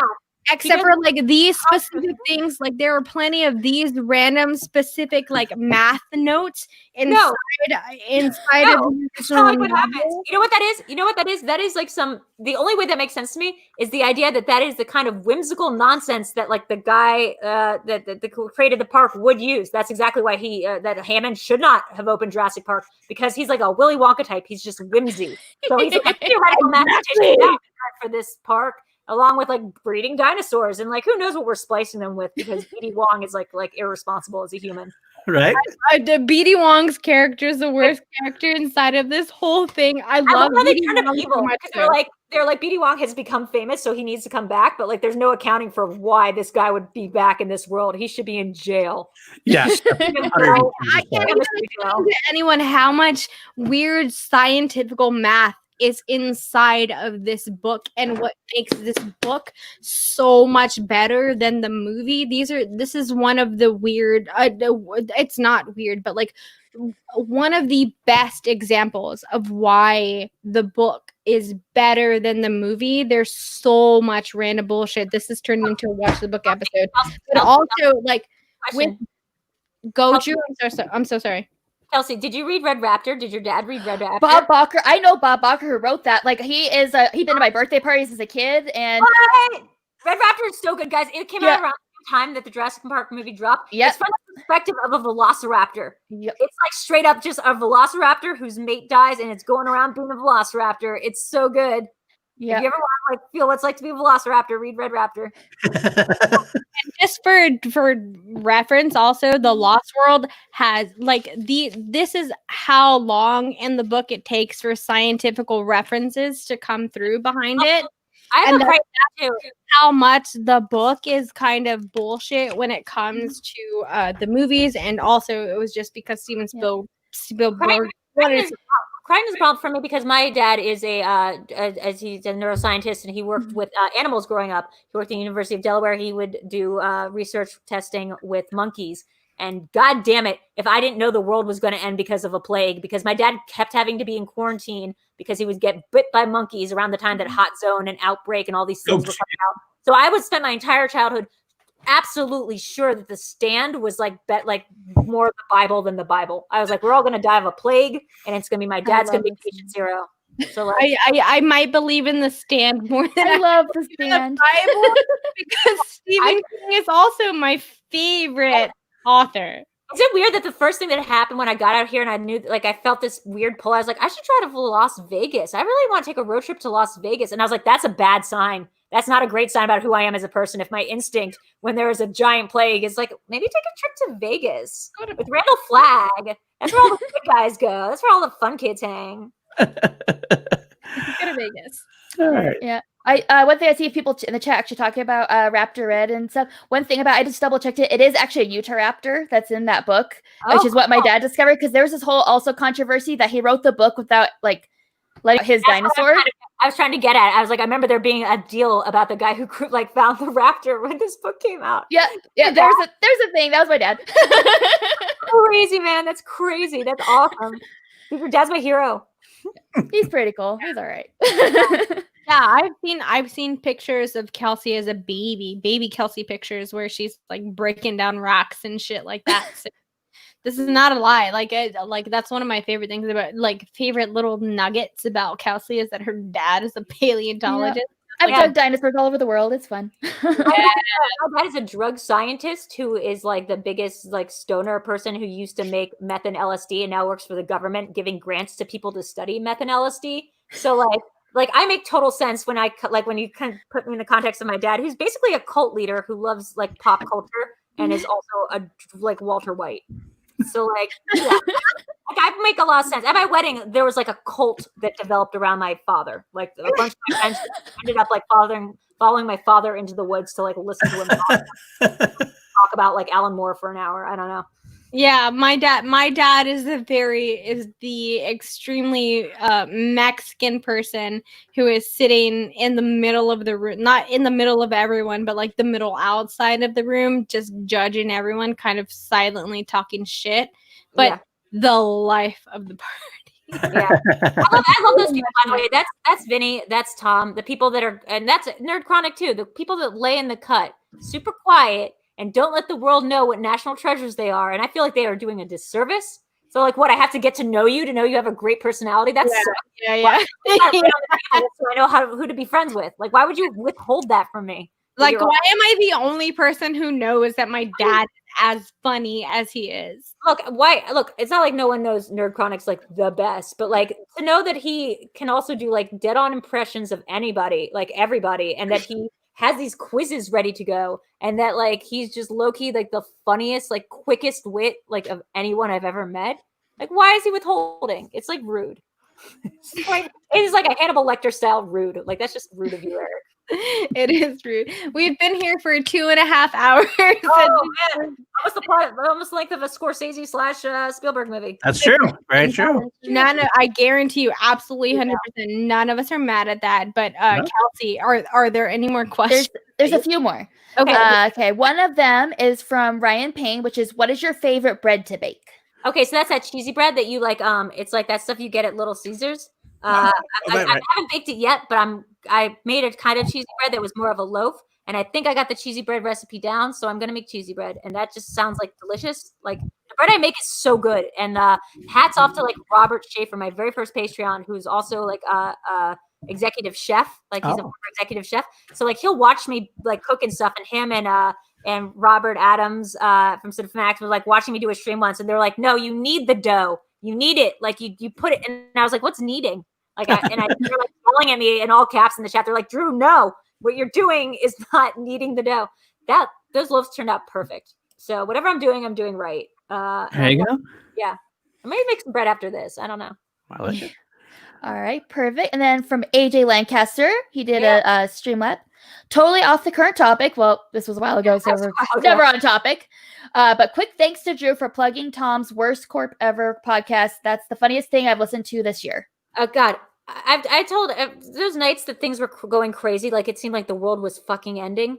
Like, Tom, I was like, if the world ends tonight, if this is the end, I'm going to go out cooking some food and listening to Tom and Jeff do Batman. Like, listening to, like, one of his podcasts. That's, like, what I want to do for my final night. I like that. But like that's the high endorsement. Go subscribe to his Patreon.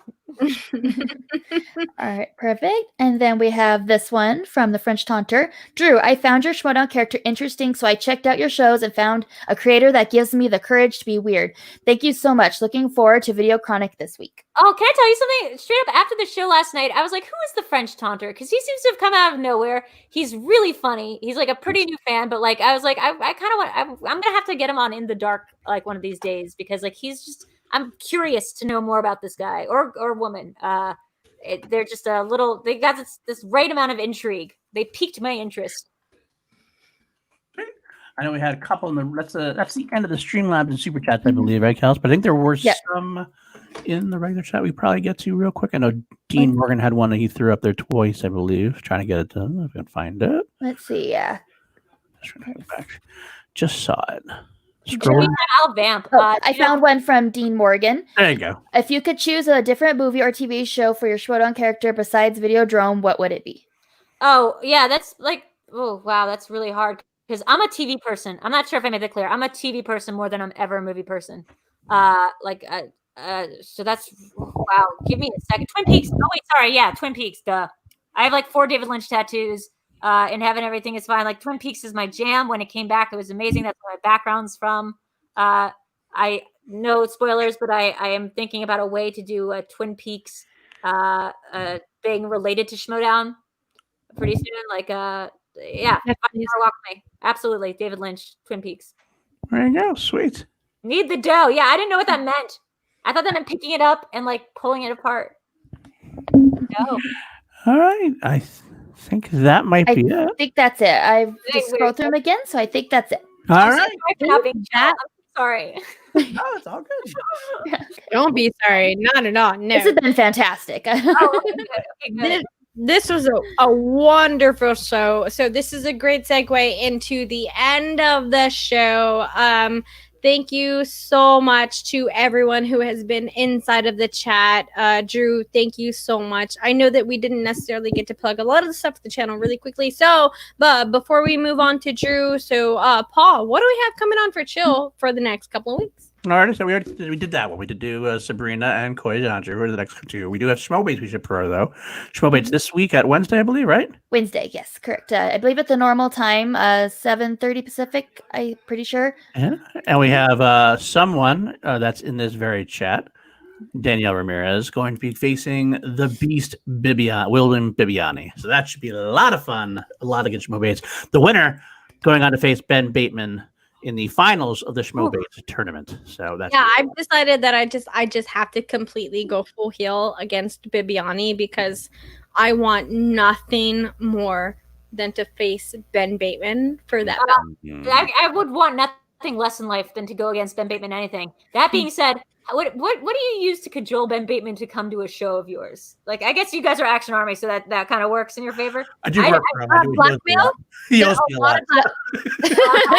I think I'm getting to him with the song stuff. Like, I just keep being like, well, you can sing whatever. Like, and here's Janine, whatever. And he started liking the tweets about it, so I think like I'm pretty close. We got Goddard.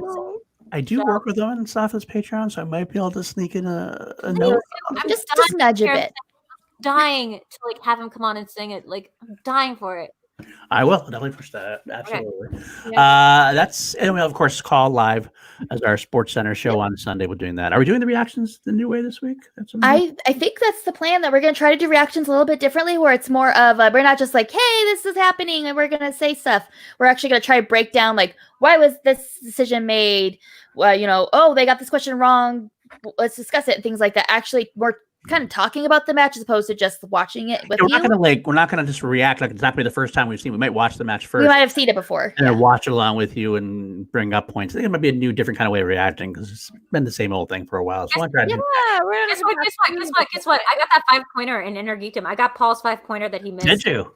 Yeah. Good job. I didn't. Have I maybe seen that match when it was first taping because Nerd Chronic and stuff? Yes, but guess what? That doesn't mean anything because I retained zero information. The fact is, I kept that 5-pointer along with a bunch of questions. I did so well on that Inner Geekdom. I get the chance. My God, I was surprised with myself. I might be retaining information. I might be learning. Better and better. Yay. There you go. There you go. All right. Yes, that's our show for Chill, is where for call and everything else. Drew, you want to plug where you're going to be? Sure. Yeah, look, I'm going to be really quick about it. I'm at VideoDrew everything. So youtube.com/VideoDrew, patreon.com/VideoDrew, where you can find our schedule. Monday, Thursday, it's Video Chronic Pop Culture Quiz. We're delaying it tonight. I might do a little bit of a watch along after this, though, on YouTube. Tuesdays, it's Cinema Bias at 8 p.m. Tomorrow's Who Framed Roger Rabbit. Come on, you guys. You know you want to hear. Alex has not seen that movie up until like a week ago, which is just freaking nuts, right? So Wednesdays at 5. Take on this movie. Wednesdays, I'm on Twitch right after you guys are watching like the Star Wars match. Just head right on over to twitch.tv/VideoDrew where we're going to have a watch along party. If you're on a desktop and you have Amazon Prime, you can literally just you don't have to do anything. The movie will just pop up and so will I. And you can just watch me talk about a movie that's happening. Thursday. Dance. Dance. Dance. Dance. We dancing. I'm going to do the lawnmower. It comes. I don't know how long. Oh, am I back? I think you're back. Yeah. You're back. You're back. You're back. Okay. So Friday's video karaoke starting at 8 p.m. Saturday, that's my day off, but I do have monthly watch-alongs on Discord with my Patreons. Sunday, In the Dark with VideoDrew with my co-host, Danny. YOLO. That's not what you say about that. It's a kayfabe show that's entirely in the dark. Please watch like the first, the last 2 episodes, which has been Tom and Lon Harris. And just check out what that is because it's taking the game away from it. It's not really even Schmoedown related, except it's a chance for everyone to develop their kayfabe character out a little bit more. We are having Jen Sturger on next week. That's right. Yep. That's a good one. Very cool. We have the whole next month booked out. It turns out people want to do this so badly. Like, and we have a fan guest on, and we have a Schmoedown's persona on for each episode. Actually, I do know someone who's going to be on that show soon. I want you all on the show. It's gonna be, we play games. We like look at the lesser. We look at the Lesser Key of Solomon, the demonology text, and find all the demons like Paimon, because he's a teacher of humanities and also like a Grand Marquis of Hell. But, so it's fun. That's it. Cool. That is it. So Kelsey, let us know where you're at, baby girl. All right. You can find me at KelseyKins90 on Twitter and Instagram. I also run the Call to Action podcast Instagram, so you can interact with me there. TeePublic, we've got merch. We have masks and things, so check out if you get a chance to. And I do have a YouTube channel as well. It's just my name, Kelsey Kirkland. So if you would like to subscribe, feel free to. Thanks. Perfect. That is right. And Mr. PLD, let us know where you're at, baby boy. At Paul_Denuzio on Twitter. You can find me on running the Team Action Beningers Patreon. So if you want to join up with that, I can guide you through a lot of cool things we're doing with that. I'm also on a show called Class Action on the Action Industries YouTube channel every week with me and my boy Richard Eric Jarvie. This week we're going to be doing, I believe for 4th of July, we're going to be doing Braveheart versus The Patriot, breaking down the movies and categories and see which one comes out on top. And finally, I do have my own YouTube channel as well called PLD Projects, which I might be doing a live hang tonight. I kind of do them every once in a while after show. So look out on Twitter for that. I'm going to have some guests on, and we'll just kind of hang out and see what's going on for a little while. But otherwise, that's it. I forgot. I do want to plug one thing about Video Chronic. In July, we're doing Christmas in July. All the quizzes are going to be Christmas themed. Oh. So guys, we're not going to tell you what movies they are coming up, but just know that every single one, and anybody can throw their hat in their ring for any quiz that we have. I like it. I like it. I tell you when we're on air what the quiz is going to be, so you don't have a chance to study beforehand. 20 deep delve questions into the plot, contextual questions about a Christmas themed movie. I love it, Jarvie. Speaking of my boy Jarvie, I almost put my name in the hat in the ring for the Muppet Christmas Carol. You should. Channel show that you did. Garth got in there. Like I feel like Garth and I were both like on the same way. Shouldn't I?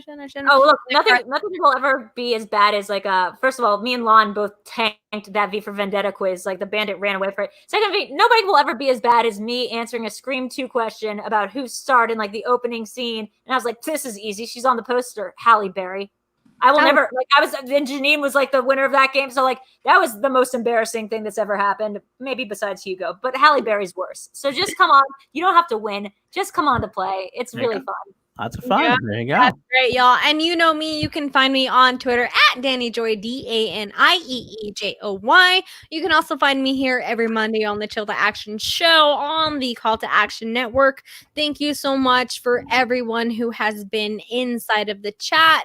Thank you so much to Kelsey. She popped off really quickly for some reasons. So big shout out to Kelsey, who does a lot of the production behind the scenes.